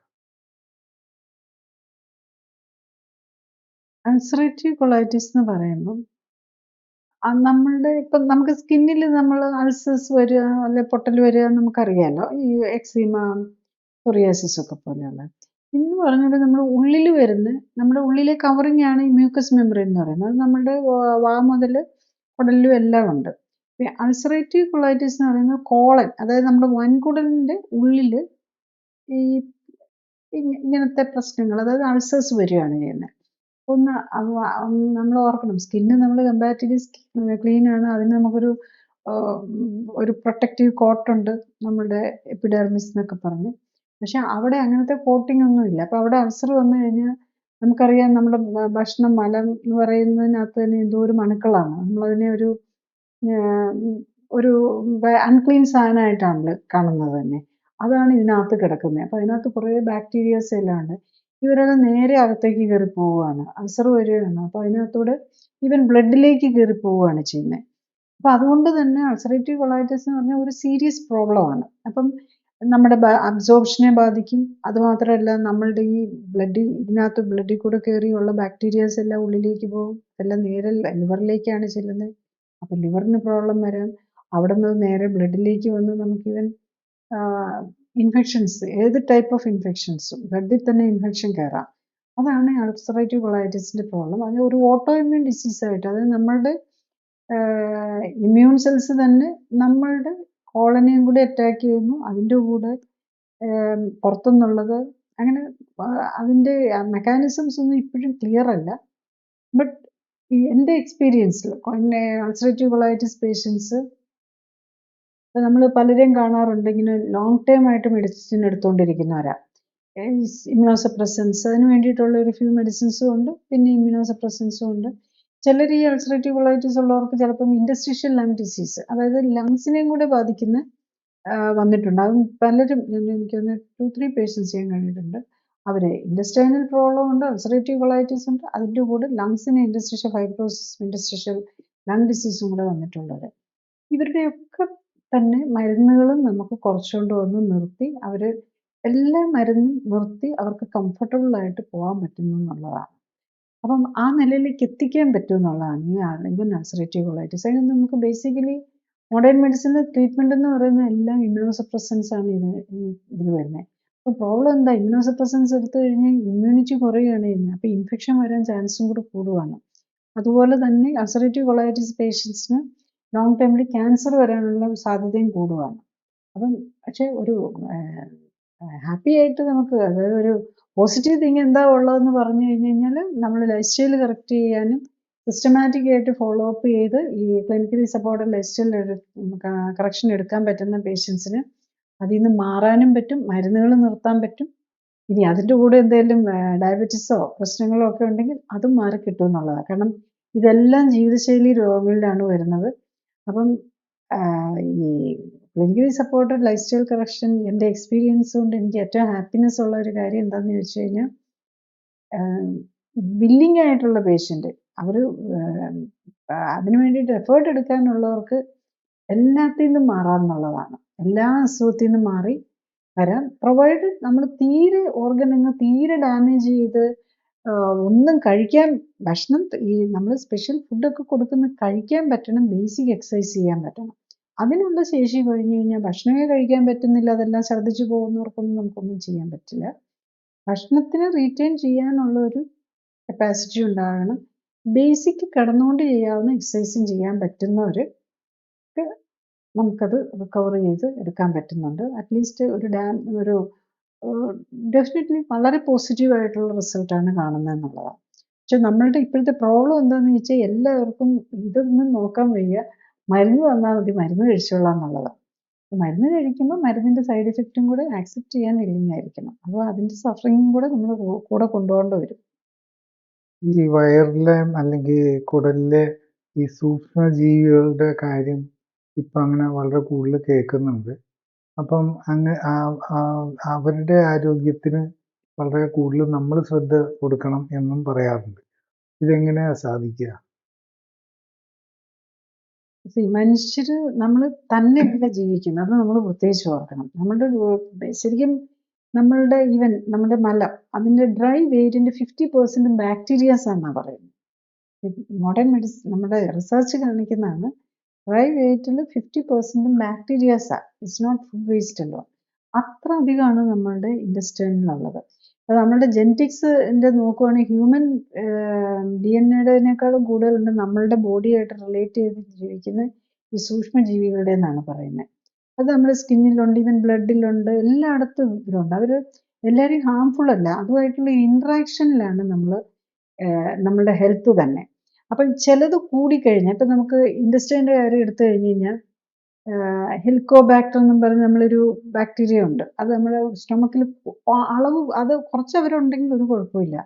അത് ഓവർഗ്രോ ചെയ്യുമ്പോഴാണ് പലർക്കും അൾസറായിട്ട് വരുന്നത്. ഇൻഡസ്ട്രിയൽ ഗ്യാസും അസിഡിറ്റിയും പ്രശ്നങ്ങൾ വരുന്നതിൻ്റെ അതിന് നമ്മൾ എടുക്കുമല്ലോ ആൻറ്റിബയോട്ടിക്സ്. ശരിക്കും ആൻറ്റിബയോട്ടിക്സിൻ്റെ ട്രിപ്പിൾ ത്രെഡ് റെജിമൊക്കെയാണ്. 3 തരം ആൻറ്റിബയോട്ടിക് 2 തരം ആൻറ്റിബയോട്ടിക് ഒക്കെ എടുത്താണ് അതിനെ ഇറാഡിക്കേറ്റ് ചെയ്യാനൊക്കെ നോക്കുന്നത്. ഇപ്പം നമ്മൾ അങ്ങനത്തെ പേഷ്യൻസ് പലരും ആൻറ്റിബയോട്ടിക്സ് എടുത്തിട്ടും മാറാത്തവരും ഈവൻ എടുക്കാൻ പറഞ്ഞിട്ട് ആൻറ്റിബയോട്ടിക്സിന് മടിയായിട്ട് വന്നിട്ടുള്ളവരും ഒക്കെ ഉണ്ട് നമ്മുടെ ക്ലിനിക്കലി സപ്പോർട്ടഡ് ലൈഫ് സ്റ്റൈൽ കറക്ഷന് വേണ്ടിയിട്ട്. ഇവരുടെ എല്ലാവരുടെയും പ്രോബ്ലം മാറാൻ പറ്റിയിട്ടുണ്ടെന്നുള്ളതാണ്. അപ്പോൾ അതെന്താണെന്ന് ചോദിച്ചാൽ നമ്മൾ വയറിനാണോ പ്രോബ്ലം, നമ്മൾ ഭക്ഷണത്തിൻ്റെ ഈ ഐറ്റംസ് നമ്മൾ കുറയ്ക്കണം. ടു മെനി ഐറ്റംസ് നമ്മൾ വയറിലേക്ക് പോകുമ്പം അതെല്ലാം നമ്മുടെ ഈ സിസ്റ്റത്തിന് സ്ട്രെയിനാണ്. അപ്പം നമ്മൾ ഇപ്പോഴത്തെ ഒരു സ്റ്റൈൽ എന്താണെന്ന് ചോദിച്ചാൽ മില്ലറ്റാണ്, എല്ലാ മില്ലറ്റും മേടിക്കും, എല്ലാത്തിക്കൂട്ടും കുറച്ചെടുത്ത് ഇടും. അതുപോലെ എല്ലാ സീഡ്സും മേടിച്ചു കൊണ്ടുവന്ന് നമ്മൾ പേഷ്യൻസ് തന്നെ വരുന്നത്. ഞാൻ എല്ലാം മേടിച്ച് വെച്ചിട്ടുണ്ട്. എല്ലാം കൂടെ ഇച്ചിരിച്ച് ഇട്ടിട്ട് അതൊരു ഷെയ്ക്ക് വെരി ഹെൽത്ത് കോൺഷ്യസ് ആയിട്ടുള്ളവർ ചെയ്യുന്ന പണികളാണ് ഇതൊക്കെ. അതെല്ലാം കൂടെ കുറച്ചിട്ടിട്ട് ഒരു ഷെയ്ക്ക് ഉണ്ടാക്കി കഴിക്കുക. ഈവൻ പച്ചക്കറി ഒരു 3-4 എണ്ണം 5-6 എണ്ണം കുറച്ച് ബീട്രൂട്ടും അതും ഇതും എല്ലാം കൂടെ ഇട്ടിട്ട് അതിൻ്റെ ഒരു ഷെയ്ക്ക് ഉണ്ടാക്കി കഴിക്കുക. ഇങ്ങനത്തെ പണികൾ ഒരു ചപ്പാത്തി ഒരു ആട്ടയായിട്ട് ഉണ്ടാക്കുകയാണെങ്കിലും എല്ലാ സാധനങ്ങളും കൈ കിട്ടുന്ന എല്ലാം കൂടെ പിടിച്ച് ഏതെങ്കിലുമൊക്കെ ഗുണം ചെയ്യട്ടെ എന്നുള്ള ഒരു ആറ്റിറ്റ്യൂഡാണ് നമ്മളുടെ ജനറൽ ഒരു പബ്ലിക്ക്, പ്രത്യേകിച്ച് ഈ ഹെൽത്ത് കോൺഷ്യസ് ആയിട്ടുള്ളവർ ചെയ്യുന്ന പണി. പക്ഷെ അതൊരു തെറ്റായിട്ടുള്ളൊരിതാണ്. നമ്മളുടെ വയറിന് എന്തെങ്കിലും പ്രോബ്ലം ഉണ്ടെങ്കിൽ ഒത്തിരി ഐറ്റംസിനെ സ്ക്രീൻ ചെയ്യാൻ ഇപ്പം നമ്മൾ ശരിക്കും നമ്മുടെ പട്ടാളക്കാരാണല്ലോ നമ്മുടെ ഇമ്മ്യൂൺ സിസ്റ്റം എന്ന് പറയുന്നത്. അപ്പോൾ ഒരു വലിയൊരു ക്രൗഡ് ഓഫ് എനിമീസ് വന്നു കഴിയുമ്പം അവരെ എല്ലാം കൂടെ നമ്മൾ കുറേ പേര് വരുമ്പോൾ അവരിൽ ആരാ ശത്രു ഏതാ മിത്രം ഏതാന്നൊന്നും തിരിച്ചറിയാൻ ബുദ്ധിമുട്ട് വരും. അപ്പം വയറിന് പ്രോബ്ലം ഉണ്ടെങ്കിൽ ഏറ്റവും മിനിമം ഫുഡ്, അത് മിനിമം നമ്പർ ഓഫ് ഇൻഗ്രീഡിയൻസിൽ നിന്ന് ഏറ്റവും ന്യൂട്രീഷനായിട്ട് കിട്ടാനായിട്ട് നോക്കുക എന്നുള്ളതാണ്. അപ്പോൾ അത് ആ പ്രിൻസിപ്പിൾ തന്നെയാണ് നമ്മൾ ഈ ക്ലിനിക്കലി സപ്പോർട്ടഡ് ലൈഫ് സ്റ്റൈൽ കറക്ഷന് കൊടുക്കുന്നത്. നമ്മൾ ഈ സപ്പോർട്ട് ന്യൂട്രിയൻ്റ് ആയിട്ട് കൊടുക്കുന്നതിനകത്ത് എല്ലാ ന്യൂട്രീഷനും വേണ്ട അളവിലുണ്ടെന്ന് ഉറപ്പാക്കുകയും അത് ഏറ്റവും മിനിമം ഇൻഗ്രീഡിയൻറ്റിൽ നിന്ന് കിട്ടുന്നു എന്നുള്ളതാണ്. അപ്പോൾ പിന്നെ അവർ പിന്നെ അല്ലാതെ കഴിക്കുന്നത് മാത്രം അതൊരു നമ്മുടെ ഒരു സന്തോഷത്തിന് കഴിക്കാനായിട്ട്, അത് നമുക്ക് സ്ഥിരം കഴിച്ചുകൊണ്ടിരിക്കുന്ന എന്തെങ്കിലും കഴിക്കണമല്ലോ, അല്ലെങ്കിൽ ഒരു മിസ്സിങ് വരുമല്ലോ. അതിന് വേണ്ടിയിട്ട് കഴിക്കാനായിട്ടും നമുക്ക് അവർക്ക് ഇഷ്ടമുള്ള ഒരു ഫ്യൂ ഐറ്റംസ്, അതും എല്ലാം കൂടെ ഇപ്പം കുറേ എപ്പോഴും ഉണ്ട്. എന്നാലും ആൾക്കാർക്കൊരു പച്ചക്കറിയാണ് നമ്മൾ ഈ പറഞ്ഞൊരു അവിയലും സാമ്പാറും ആണല്ലോ, അപ്പം മൾട്ടിപ്പിൾ ഐറ്റംസ് എല്ലാം കൂടി ഇടുക എന്നുള്ളൊരിതാണ്. പക്ഷെ വയറിനകത്ത് വരുമ്പം പ്രോബ്ലം ഉള്ളവർ ഏറ്റവും മിനിമം ഇൻഗ്രീഡിയൻസ് വെച്ച് വേണം ഫുഡ് കഴിക്കാൻ. അത് ഏറ്റവും കുറച്ച് ഫുഡിൽ നമ്മൾ ബോഡി മെയിൻറ്റെയിൻ ചെയ്യാനാണ് നോക്കേണ്ടത്. പിന്നെ ഓൺലി തിങ് നമ്മൾ ന്യൂട്രീഷൻ വേണ്ടതല്ല, അതായത് വൈറ്റമിൻസും മിനറൽസും ഒക്കെ വേണ്ടതെല്ലാം കിട്ടുന്നുണ്ടെന്ന് ഉറപ്പാക്കണം. അതാണ് ഡിഫിക്കൽട്ട്. നമുക്കൊരാൾക്ക് പറഞ്ഞു കൊടുക്കാൻ ഇതെല്ലാം കൂടെ കിട്ടിയാൽ നിങ്ങൾക്ക് ഇത്രയും കിട്ടും എന്ന് നമുക്ക് പറയാൻ ബുദ്ധിമുട്ടാണ്. കാരണം നമ്മുടെ നേച്ചറിൽ നമുക്കൊരു സമീകൃത ആഹാരം വേണമെന്നുണ്ടെങ്കിൽ ഒരു 2500 കാലറിയിലേ നമുക്കത് ചെയ്യാൻ പറ്റുള്ളൂ. നമുക്കിപ്പം ആർക്കും 2500 കാലറി കഴിച്ചു കഴിഞ്ഞാൽ അങ്ങ് ഓവർ വെയിറ്റ് ആകും. കാരണം ബിക്കോസ് നമ്മൾ ആ ഫിസിക്കൽ ആക്ടിവിറ്റി ഇല്ല. അവിടെയാണ് നമ്മുടെ ചാലഞ്ച് വരുന്നത്. ആ ചാലഞ്ചാണ് നമ്മൾ ഈ ക്ലിനിക്കലി സപ്പോർട്ടഡ് ലൈഫ് സ്റ്റൈൽ കറക്ഷനിൽ സ്പെഷ്യൽ ഫുഡ് വെച്ച് ഇത് ചെയ്യുന്നത്. അപ്പോൾ നമുക്ക് എല്ലാം കിട്ടുന്നുണ്ടെന്ന് നമുക്ക് ഉറപ്പാക്കുകയും ചെയ്യാം. പിന്നെ എന്താണ് അവർ കഴിക്കുന്നതെന്ന് നോക്കി അതിനകത്തുനിന്ന് നമ്മൾ കറക്ഷൻസ് പറഞ്ഞു കൊടുക്കാം. അതുകൊണ്ടാണ് ഇത്ര ഫാസ്റ്റായിട്ട് ഇങ്ങനെ നമുക്ക് റിസൾട്ട് കൊണ്ടുവരാനും പറ്റുന്നത്. അപ്പോൾ അല്ലെങ്കിൽ നമുക്ക് പറഞ്ഞു കൊടുത്ത് ഇന്നത് കഴിക്കുമ്പോൾ നമുക്ക് പാലിയോലിത്തിക് ഡയറ്റ്, അതായത് നമ്മുടെ സ്റ്റോൺ ഏജ് കാലത്തെ diet, Mediterranean diet, dash diet, ഇങ്ങനെ പല കീറ്റോ ഡയറ്റ് ഒക്കെ ഉണ്ട്. പലതരം ഡയറ്റുകൾ പറയുന്നുണ്ട്. പക്ഷെ അതൊക്കെ നമ്മൾ പ്രാക്ടിക്കലി നമ്മൾ ചെയ്യുമ്പോൾ നമുക്ക് വേണ്ട ന്യൂട്രീഷനും കൂടി എത്തിച്ച് ഒരു ലോ കാലറി ഡയറ്റ് ഉണ്ടാക്കുക എന്നുള്ളതാണ് ഈ ഡിഫിക്കൽറ്റി വരുന്നത്. അത് പോസിബിൾ ആയപ്പോഴാണ് നമുക്ക് ഈ clinically supported life style correction കൊടുക്കാനും ഇത്ര ഇഫക്റ്റീവായിട്ട് നമുക്ക് കോൺഫിഡൻ്റ് ആയിട്ട് ഈ ലൈഫ് സ്റ്റൈൽ ഡിസീസ് മാറ്റാൻ പറ്റുമെന്നുള്ളത് പറയാനും കാരണം. ഈവൻ ഈ അൾസറേറ്റീവ് അസിഡിറ്റി ഒക്കെ ഏറ്റവും കോമൺ ആണല്ലോ. മിക്കവാറും എന്തസുഖത്തിന് വരുന്നവർക്കും കുറച്ച് ഗ്യാസ്ട്രിക് പ്രോബ്ലംസും കൂടി ഉണ്ടാവും. പിന്നെ ഈ മരുന്നുകളും കൂടെ മാറ്റി കൊടുക്കുക. ഇപ്പം ടൈപ്പ് 2 ഡയബറ്റീസ് ഒക്കെ ആണെങ്കിൽ നമ്മൾ ഫസ്റ്റ് ഡേ തന്നെ നമ്മൾ മരുന്ന് എന്ത് ചെയ്യുക, അപ്പോൾ തന്നെ വയറിന് ഒത്തിരി ആശ്വാസമായി. നമുക്ക് ഈ രോഗങ്ങൾ വരുത്തുന്ന സാധനങ്ങളിൽ ഒന്ന് നമ്മൾ കളറും പ്രിസർവേറ്റീവ്സും ഫുഡും. പിന്നെ പണ്ട് നമ്മൾ നമ്മുടെ ചുറ്റും ഉണ്ടാകുന്ന ഭക്ഷണമാണ് കഴിച്ചിരുന്നത്. ഇതിപ്പം നമ്മൾ അമേരിക്കയിൽ നിന്ന് വരുന്ന ആപ്പിളും ന്യൂസിലൻഡിൽ നിന്ന് വരുന്ന ആപ്പിളും ചൈനയിൽ നിന്ന് വരുന്ന ആപ്പിളും പിന്നെ നമ്മുടെ കാശ്മീരിൽ നിന്ന് വരുന്നതും ഇതെല്ലാം കഴിക്കുന്നുണ്ട്. അതെല്ലാം കൂടെ ഇട്ടൊരു മിക്സ് ആയിട്ടായിരിക്കും ഒരു ഫ്രൂട്ട് സാലഡ് തന്നെ ഉണ്ടാക്കുന്നത്. അപ്പം അതുപോലെ ലോകത്തുള്ള എവിടെ നിന്ന് വരുന്ന സാധനവും പിന്നെ എല്ലായിടത്തുനിന്നും ആഡ് ചെയ്യുന്ന കെമിക്കലുകളും ഈ ഇമ്പോർട്ടൊക്കെ ചെയ്യുന്ന സാധനത്തിൽ അവിടുത്തെ ഏത് രാജ്യത്തു നിന്നാണ് വരുന്ന ഈ സ്വീറ്റ്സും ഇതൊന്നും നമുക്കറിയില്ലല്ലോ.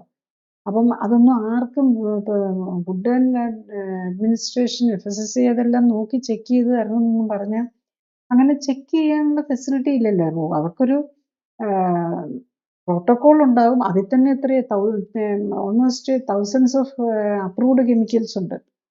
ഇതിനൊക്കെ അപ്രൂവലും അതിന് അളവും ഇതെല്ലാം ഉണ്ട്. അതൊക്കെ ഫോളോ ചെയ്യുന്നുണ്ടോ എന്ന് ആർക്കറിയാൻ പറ്റും? എങ്ങനെ ചെക്ക് ചെയ്യാൻ പറ്റും? ഓൾമോസ്റ്റ് നമ്മൾ ഫുഡ് നോക്കി സെലക്ട് ചെയ്ത് കഴിക്കുക. അത് ഏറ്റവും മിനിമം കാര്യങ്ങൾ കഴിക്കുക. ഭക്ഷണമാണ് അസുഖം ഉണ്ടാക്കുന്നത്. അതുകൊണ്ട് ഭക്ഷണം കൊണ്ടാണ് ഇപ്പോഴത്തെ അസുഖം. പണ്ടൊക്കെ അസുഖം ഭക്ഷണത്തിൻ്റെ കുറവുകൊണ്ടാണ്. ഇപ്പം ഭക്ഷണം കൂടി പോകുന്നതുകൊണ്ടോ അല്ലെങ്കിൽ അതിനകത്തെ വിഷാംശം കൊണ്ടാണ് നമുക്കിന്ന് രോഗം വരുന്നത്. അത് മനസ്സിലാക്കി അത് കൺട്രോൾ ചെയ്യാൻ പഠിക്കുക. പലപ്പോഴും നമുക്ക് ഈ ഫുഡിനോട് ക്രേവിങ് വരുന്നത് നമുക്ക് ന്യൂട്രീഷണൽ ഡെഫിഷ്യൻസി ഉണ്ടാകുന്നതുകൊണ്ടാണെന്നും കൂടെ മനസ്സിലാക്കുക. എപ്പോഴും ഭക്ഷണം കഴിക്കുന്ന ക്രേവിങ് വരുന്നുണ്ട്, ദർ ഇസ് ന്യൂട്രീഷണൽ ഡെഫിഷ്യൻസി. അതെന്താണെന്ന് കണ്ടുപിടിച്ച് അത് കറക്റ്റ് ചെയ്യുക. ഇന്നിപ്പം നമുക്ക് എല്ലാ ന്യൂട്രിയൻറ്റും നമ്മളെ ലെവൽ ഒരു പരിധി വരെ, എല്ലാം എന്ന് പറഞ്ഞു കഴിഞ്ഞാൽ ഒരു പരിധി വരെ ചെക്ക് ചെയ്യാനും കറക്റ്റ് ചെയ്യാനും എല്ലാം ഫെസിലിറ്റീസ് ഉണ്ട്. അത്തരം ഫെസിലിറ്റീസിനെ നമ്മൾ ഡയഗ്നോസ്റ്റിക് കപ്പാസിറ്റീസ് യൂസ് ചെയ്ത് അത് കറക്റ്റ് ചെയ്യാനാണ് നമ്മൾ നോക്കേണ്ടത്. പക്ഷേ നമ്മൾ സിമ്പിൾ സൊല്യൂഷനായിട്ട് നമ്മൾ മരുന്ന് വെച്ചിട്ട് എങ്ങനെ ചെയ്യാൻ നോക്കും. പക്ഷെ മരുന്ന് വെച്ചിട്ട് ജീവിതശൈലി രോഗങ്ങൾ നമുക്ക് മരുന്ന് വെച്ചിട്ട് അതൊരു ഷോർട്ട് ടൈം സൊല്യൂഷനായിട്ട് പെട്ടെന്നുള്ള ഒരു ഡിസ്കംഫർട്ട് നമുക്ക് കുറയ്ക്കാനൊക്കെ ഡെഫിനറ്റ്ലി നമ്മുടെ മോഡേൺ മെഡിക്കേഷൻസ് അതുപോലെ നമ്മളൊരു ക്രിട്ടിക്കൽ സ്റ്റേജിലാണെങ്കിൽ നമുക്ക് സപ്പോർട്ട് തന്ന് ആൻറ്റിബയോട്ടിക്സ്, വാക്സിൻസ് ഇതെല്ലാം വെരി ഇഫക്റ്റീവാണ്. പെയിൻ കില്ലേഴ്സ് നമ്മുടെ സഫറിങ് ഒത്തിരി കുറയ്ക്കും. ജീവിതശൈലി രോഗം നമ്മൾ മരുന്ന് വെച്ച് മാറ്റാമെന്ന് വെച്ചാൽ നടക്കുകയില്ല. അതിൻ്റെ മരുന്നിൻ്റെ സൈഡ് ഇഫക്റ്റും കൂടെ ആയിട്ട് നമ്മൾ മോർ ആൻഡ് മോർ പ്രോബ്ലത്തിലേക്ക് പോവുള്ളൂ. അതേസമയത്ത് നേരെ തിരിച്ചാണ് ലൈഫ് സ്റ്റൈൽ കറക്റ്റ് ചെയ്താൽ ക്യാൻ ഗെറ്റ് അവേ ഈ അസുഖങ്ങളിൽ നിന്ന് എല്ലാം മാറാനും പറ്റും. ഇതൊന്നും പുസ്തകത്തിൽ നമ്മൾ നോക്കിയല്ലോ, മെഡിസിൻ്റെ പുസ്തകത്തിലോ മോഡേൺ മെഡിസിൻ പുസ്തകത്തിലൊന്നും ഈ രീതിയിൽ പറയുന്നുണ്ടാവില്ല. കാരണം ഈ രീതിയിൽ ഇതെൻ്റെ എക്സ്പീരിയൻസിൽ നിന്നുള്ളതാണ് ഞാൻ പറയുന്നത്. ഈ രീതിയിലുള്ള ഒരു ട്രീറ്റ്മെൻറ്റ് എനിക്ക് വേറെ എവിടെയെങ്കിലും ഇതുപോലത്തെ രീതിയിൽ ട്രൈ ചെയ്യുന്നുണ്ട്. പലരും ഇത് ചെയ്യുന്നുള്ളതല്ലാതെ ഇത്ര ക്ലിയർ കട്ടോടെ ഒരു ക്ലിനിക്കൽ സപ്പോർട്ട് കൊടുത്തിട്ട് എവിടെയും ചെയ്യുന്നതായിട്ട് എനിക്കറിയില്ല. കാരണം ഇങ്ങനത്തെ ഒരു റിപ്പോർട്ട് ഞാൻ കാണാറില്ല. ഇപ്പം നമ്മൾ എവിടെ നോക്കിക്കഴിഞ്ഞാലും ലൈഫ് സ്റ്റൈൽ കറക്ഷൻ്റെ ബെനിഫിറ്റ് അത് ഇങ്ങനെ എന്നുള്ളത് നമുക്ക് കാണാറില്ല. അതുകൊണ്ടാണ് ഞാൻ ഈ ഡീറ്റെയിൽ ആയിട്ട് തന്നെ പറയുന്നത്. കാരണം പലർക്കും വിശ്വസിക്കാൻ ബുദ്ധിമുട്ടായിരിക്കും. പലരും ചോദിക്കും 3-4 ഡയബറ്റിക് മെഡിസിനും ഇൻസുലിനും ഒക്കെ എടുത്തുകൊണ്ടിരിക്കുന്നവരോട് മരുന്ന് നിർത്തിക്കോ എന്ന് പറയുമ്പോൾ അയ്യോ മരുന്ന് നിർത്താൻ പറ്റുമോ, അങ്ങനെ നിർത്തി എത്ര നാൾ 30 വർഷം ഞാനിത് എടുത്തുകൊണ്ടിരുന്ന എങ്ങനെ നിർത്തിയല്ലേ. നമ്മൾ ഈ 30 വർഷം ഡയബറ്റീസിന് ഇൻസുലിനോ ഗുളിക എടുത്തിട്ടുണ്ടെങ്കിൽ 30 അല്ല 40 വർഷം എടുത്തിട്ടുണ്ടെങ്കിലും അത് ഷുഗർ അപ്പോഴത്തേക്കൊന്ന് കുറച്ച് നിർത്താൻ വേണ്ടി മാത്രമാണ്. 24 hours നമ്മൾ എടുക്കാതിരുന്ന ഷുഗറൊക്കെ ഷൂട്ടപ്പ് ചെയ്യും. അല്ലെങ്കിൽ അതിൻ്റെ ആക്ഷൻ സമയം ഇൻസുലിൻ ആണെങ്കിൽ നമുക്കറിയാം 12 hours ഷോർട്ട് ആക്ടിങ് ആണെങ്കിൽ 4 hours 6 hours ഉള്ളൂ. ആ ഒരു ഡോസ് മിസ് ചെയ്താൽ അത് ഷൂട്ടപ്പ് ചെയ്യും. അപ്പം നമ്മളിത് മരുന്ന് നിർത്തിയിട്ട് നമ്മൾ വെറുതെ ഇരിക്കുകയല്ലല്ലോ. നമുക്ക് ബ്ലഡ് ടെസ്റ്റ് നോക്കാം. കറക്റ്റായിട്ട് ഫോളോ ചെയ്യുന്ന പേഷ്യൻ്റാണെങ്കിൽ ഇതിന് 24 hours ക്ലിയർ നോർമലായിട്ടുണ്ടാവും. അല്ലെങ്കിൽ അതിൻ്റെ ഇടയിൽ എന്തെങ്കിലുമൊക്കെ എടുത്ത് കഴിച്ചിട്ടുണ്ടെങ്കിൽ അതിൻ്റേതായ ഒരു വ്യത്യാസം ഉണ്ടാവും. അവനവന് തന്നെ അത് മോണിറ്റർ ചെയ്തുകൊണ്ടാണ് നമ്മൾ ഈ clinically supported life style correction completely evidence based ആണ്. അതുകൊണ്ട് തന്നെയാണ് നമ്മൾ ടെസ്റ്റുകൾ ക്ലിയർ ആയിട്ട് ചെയ്ത് നമുക്ക് ആ ടെസ്റ്റ് വരുമ്പോൾ അതിൻ്റെ റിസൾട്ട് വരുമ്പോൾ പേഷ്യൻറ്റിനും കോൺഫിഡൻസ് ഉണ്ടാകും. ഇപ്പോൾ HbA1c സാധാരണ നമ്മളിപ്പോൾ ഞാൻ ഈ ഡയബറ്റീസിൻ്റെ എക്സാമ്പിൾ പറയുന്നത് കാരണം അതാണ് ഏറ്റവും ക്ലിയർ ആയിട്ട് ഫാസ്റ്റ് ആയിട്ട് വിതിൻ 2 hours നമുക്ക് ഷുഗറിൽ വരുന്ന വേരിയേഷൻ അറിയാം. ഏറ്റവും ക്ലിയർ നമുക്ക് അവനവന് തന്നെ മനസ്സിലാക്കാം. സ്വന്തമായിട്ട് വീട്ടിൽ ഇതുള്ളവരായിരിക്കും എല്ലാം. അത്ര ക്ലിയർ ആയിട്ട് മനസ്സിലാക്കിക്കൊണ്ട് നമുക്ക് ചെയ്യാൻ പറ്റുന്നതേ ഉള്ളൂ. അപ്പം മരുന്ന് നിർത്തിയാലും നമ്മളത് നോക്കിക്കൊണ്ടാണ് ചെയ്യുന്നത്. അപ്പം എങ്ങനെയാണ് ഇത്രയും റിസൾട്ട് വരുന്നതെന്ന് തന്നെ പേഷ്യൻസിന് തന്നെ അത്ഭുതം എല്ലാവരും പറയാറുണ്ട്. ഡോക്ടർ ഇതെങ്ങനെയാ? ഇതിനകത്ത് ഈ ഭക്ഷണത്തിനകത്ത് വേറെന്തെങ്കിലും എന്ന് ചോദിക്കും. അപ്പം ഭക്ഷണത്തിനകത്ത് എന്താ നമുക്ക് മരുന്നല്ലേ ഇത് ചെയ്യാനുള്ളൂ. മരുന്ന് എല്ലാ കമ്പനീസും മരുന്ന് കൊടുത്തോണ്ടിരിക്കുകയല്ലേ. നമ്മളത് ഹൈഡ് ചെയ്തിടേണ്ട കാര്യങ്ങൾ വരുന്നില്ലല്ലോ. അപ്പം യൂഷ്വലി എല്ലാവരുടെയും ഇൻസുലിനും 3, 4 മരുന്ന് ഇട്ടുകൊണ്ടിരിക്കുന്നവര് ഈ ഫുഡിലേക്കും ഇതിലേക്കും മാറിക്കഴിയുമ്പോഴേക്കും വിതിൻ അവേഴ്സ് തന്നെ ഷുഗർ കുറഞ്ഞു വരുന്നത് കാണാം. അപ്പൊ അത്ര എത്രയാ നമ്മൾ ശരിക്കും പറഞ്ഞാൽ അത്ര ഡ്രമാറ്റിക് ഇഫക്റ്റ് ആണ് നമ്മൾ ഫുഡ് കറക്റ്റ് ചെയ്ത് കഴിയുമ്പോൾ കിട്ടുന്നതെന്നുള്ളതാണ്.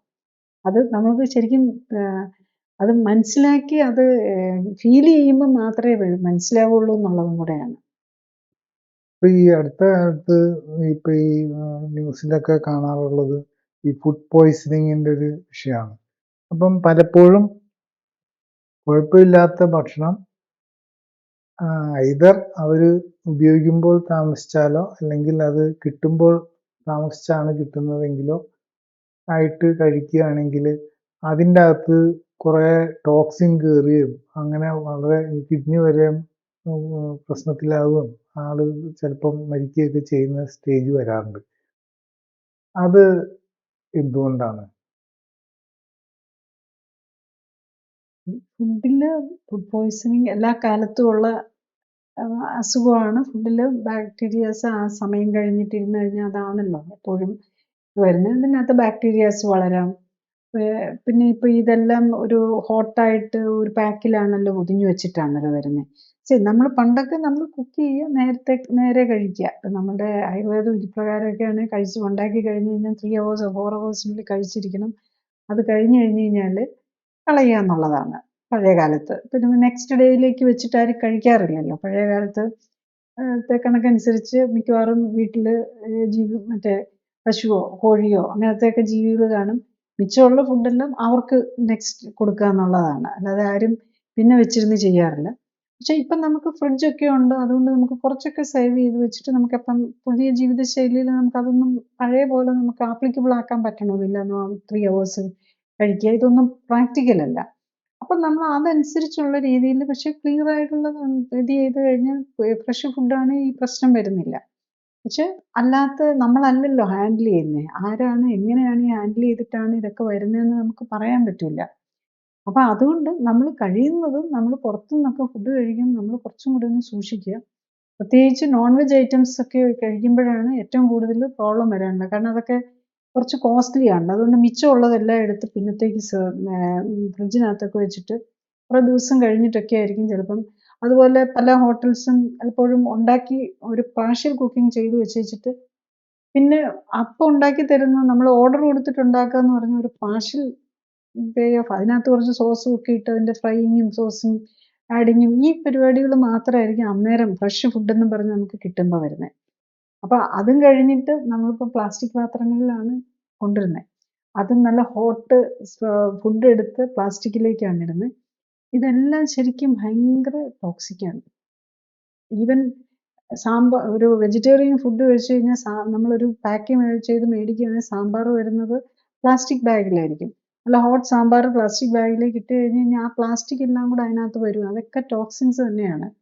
അപ്പം ഇനിയിപ്പം ഇപ്പോഴാണല്ലോ നമ്മൾ ഈ റെഡിമെയ്ഡ് ഫുഡ് ഇങ്ങനെ പാക്ക് ചെയ്തിട്ട് അതിപ്പോൾ ഒരു ഫ്യൂ ഇയേഴ്സിലേ ആയുള്ളൂ. ഇനി ഇതിൻ്റെ ഇമ്പാക്റ്റും കൂടെ വരാനായിട്ട് ഇതൊന്നും ഫാസ്റ്റ് കില്ലിംഗ് ആയിട്ട് വരുന്നതാണ് കുറച്ചൊക്കെ നമ്മൾ ഈ എന്താ ഷവർമയുടെ കേസിലും ഒക്കെ പറയുന്നത്. ഇനിയിപ്പോൾ സ്ലോ പോയിസണിങ്ങും അതിൻ്റെതായിട്ടുള്ള എഫക്റ്റ് എല്ലാം വരാൻ പോകുന്നേ ഉള്ളൂ. അതൊക്കെ ഏതൊക്കെ രീതിയിലാണ് എഫക്റ്റ് ചെയ്യാൻ പോകുന്നതെന്ന് വിതിൻ ഒരു 10 years ആയിരിക്കും നമ്മൾ അറിയാൻ പോകുന്നത്. പക്ഷെ ഡെഫിനറ്റ് ആണ് നമ്മൾ ഈ റെഡി ടു ഉള്ള പാക്കിംഗ് സിസ്റ്റം തന്നെ നമ്മൾ ഈ പാക്ക് ചെയ്യാൻ ഉപയോഗിക്കുന്ന മെറ്റീരിയലിൽ നിന്ന് വരുന്നത് തന്നെ നമുക്ക് ഒത്തിരി ഇമ്പാക്റ്റ് വരാൻ പോവുകയാണ്. ഈവൻ നമ്മളിപ്പം ടെസ്റ്റുകൾ ചെയ്യുമ്പോൾ തന്നെ നമ്മൾ ടോക്സിക് എലമെൻറ്റ്സ് ചെക്ക് ചെയ്യാറുണ്ട്. അതിൽ തന്നെ ഒരു ഐറ്റം കാണുന്നത് tin toxicity. Tin very high amount of tin പലരുടെയും കൊച്ചു പിള്ളേരിൽ പോലും തുടങ്ങിയൊക്കെയാണ് ടിന്നിൻ്റെ അളവ് കൂടുതൽ. എന്തുകൊണ്ടാണെന്ന് എനിക്കും അറിയില്ല. പക്ഷെ നമ്മൾ മനസ്സിലാക്കുന്നത് പല സാധനങ്ങളും വലിയ ക്യാനുകളിലാണല്ലോ വരുന്നത്. ടിൻഡായിട്ടാണ് വരുന്നത്. നമ്മൾ വരുമ്പോൾ നമുക്ക് ചിലപ്പോൾ നല്ല ഗ്ലാസ് ബോട്ടിലൊക്കെ ആയിരിക്കും കിട്ടുന്നത്. പിന്നെ ഈ സോസും അങ്ങനത്തെയൊക്കെ വലിയ ഇതായിട്ട് വരുമ്പോൾ വലിയ ക്യാനുകളിലായിട്ട് ഉണ്ടാക്കിയിട്ടാണ് ഈ ബോട്ടിലേക്കൊക്കെ വരുന്നത്. ഞാനൊന്നും കഴിക്കുന്നില്ലല്ലോ, എങ്ങനെയാണ് എനിക്ക് ടിന്ന് കൂടുന്നതെന്നൊക്കെ എല്ലാവരും ചോദിക്കുന്നുണ്ട്. നമ്മൾ കാണുന്നുണ്ടാവില്ല. നമ്മൾ കൊണ്ടുവരുന്ന പലതും ടിന്നിലൊക്കെ ആയിരിക്കാം വരുന്നത്. ഓർ ഈ അലൂമിനിയം ഫോയിൽ പോലെയുള്ളതിൽ പൊതിയുന്നത് ഒക്കെ ആവാം കാരണം. എന്താണേലും ഒത്തിരി പേർക്ക് അത് കാണുന്നുണ്ട്. അതിൻ്റെ ഹെൽത്ത് ഇമ്പാക്റ്റ് നമുക്ക് എന്തൊക്കെയാണെന്ന് അറിയത്തില്ല. നമ്മൾ യൂഷ്വലി രോഗികളായിട്ടുള്ളവരാണല്ലോ വരുന്നത്. അത് ഡയറക്റ്റ് ഇമ്പാക്റ്റ് ഉണ്ടാക്കുന്നുണ്ടോ ഇങ്ങനെയാണെന്ന് നമുക്കറിയുന്നില്ല. യൂഷ്വലി നമ്മൾ ഓട്ടോഇമ്മ്യൂൺ ഡിസീസ്, ക്യാൻസർ ഇങ്ങനെയൊക്കെ ഉള്ളവർക്ക് ഒത്തിരി പേർക്കും കാണാറുണ്ട്. അതിൻ്റെ കൂടെ ആഴ്സനിക്, മെർക്കുറി ഒക്കെ പോസിറ്റീവായിട്ടുള്ളവരെ കാണുന്നുണ്ട്.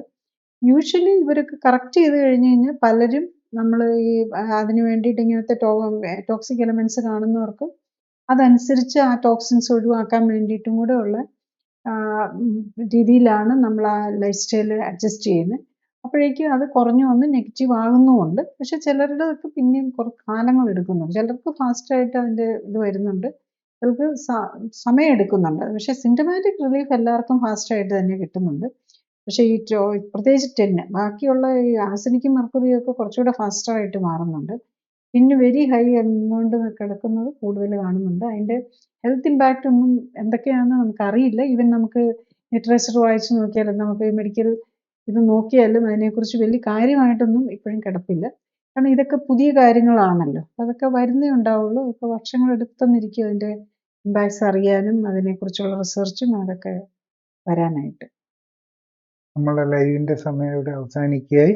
അടുത്ത ആഴ്ച ഇതേ സമയം വേറൊരു വിഷയവുമായിട്ട് വരുന്നതായിരിക്കും. നന്ദി, നമസ്കാരം.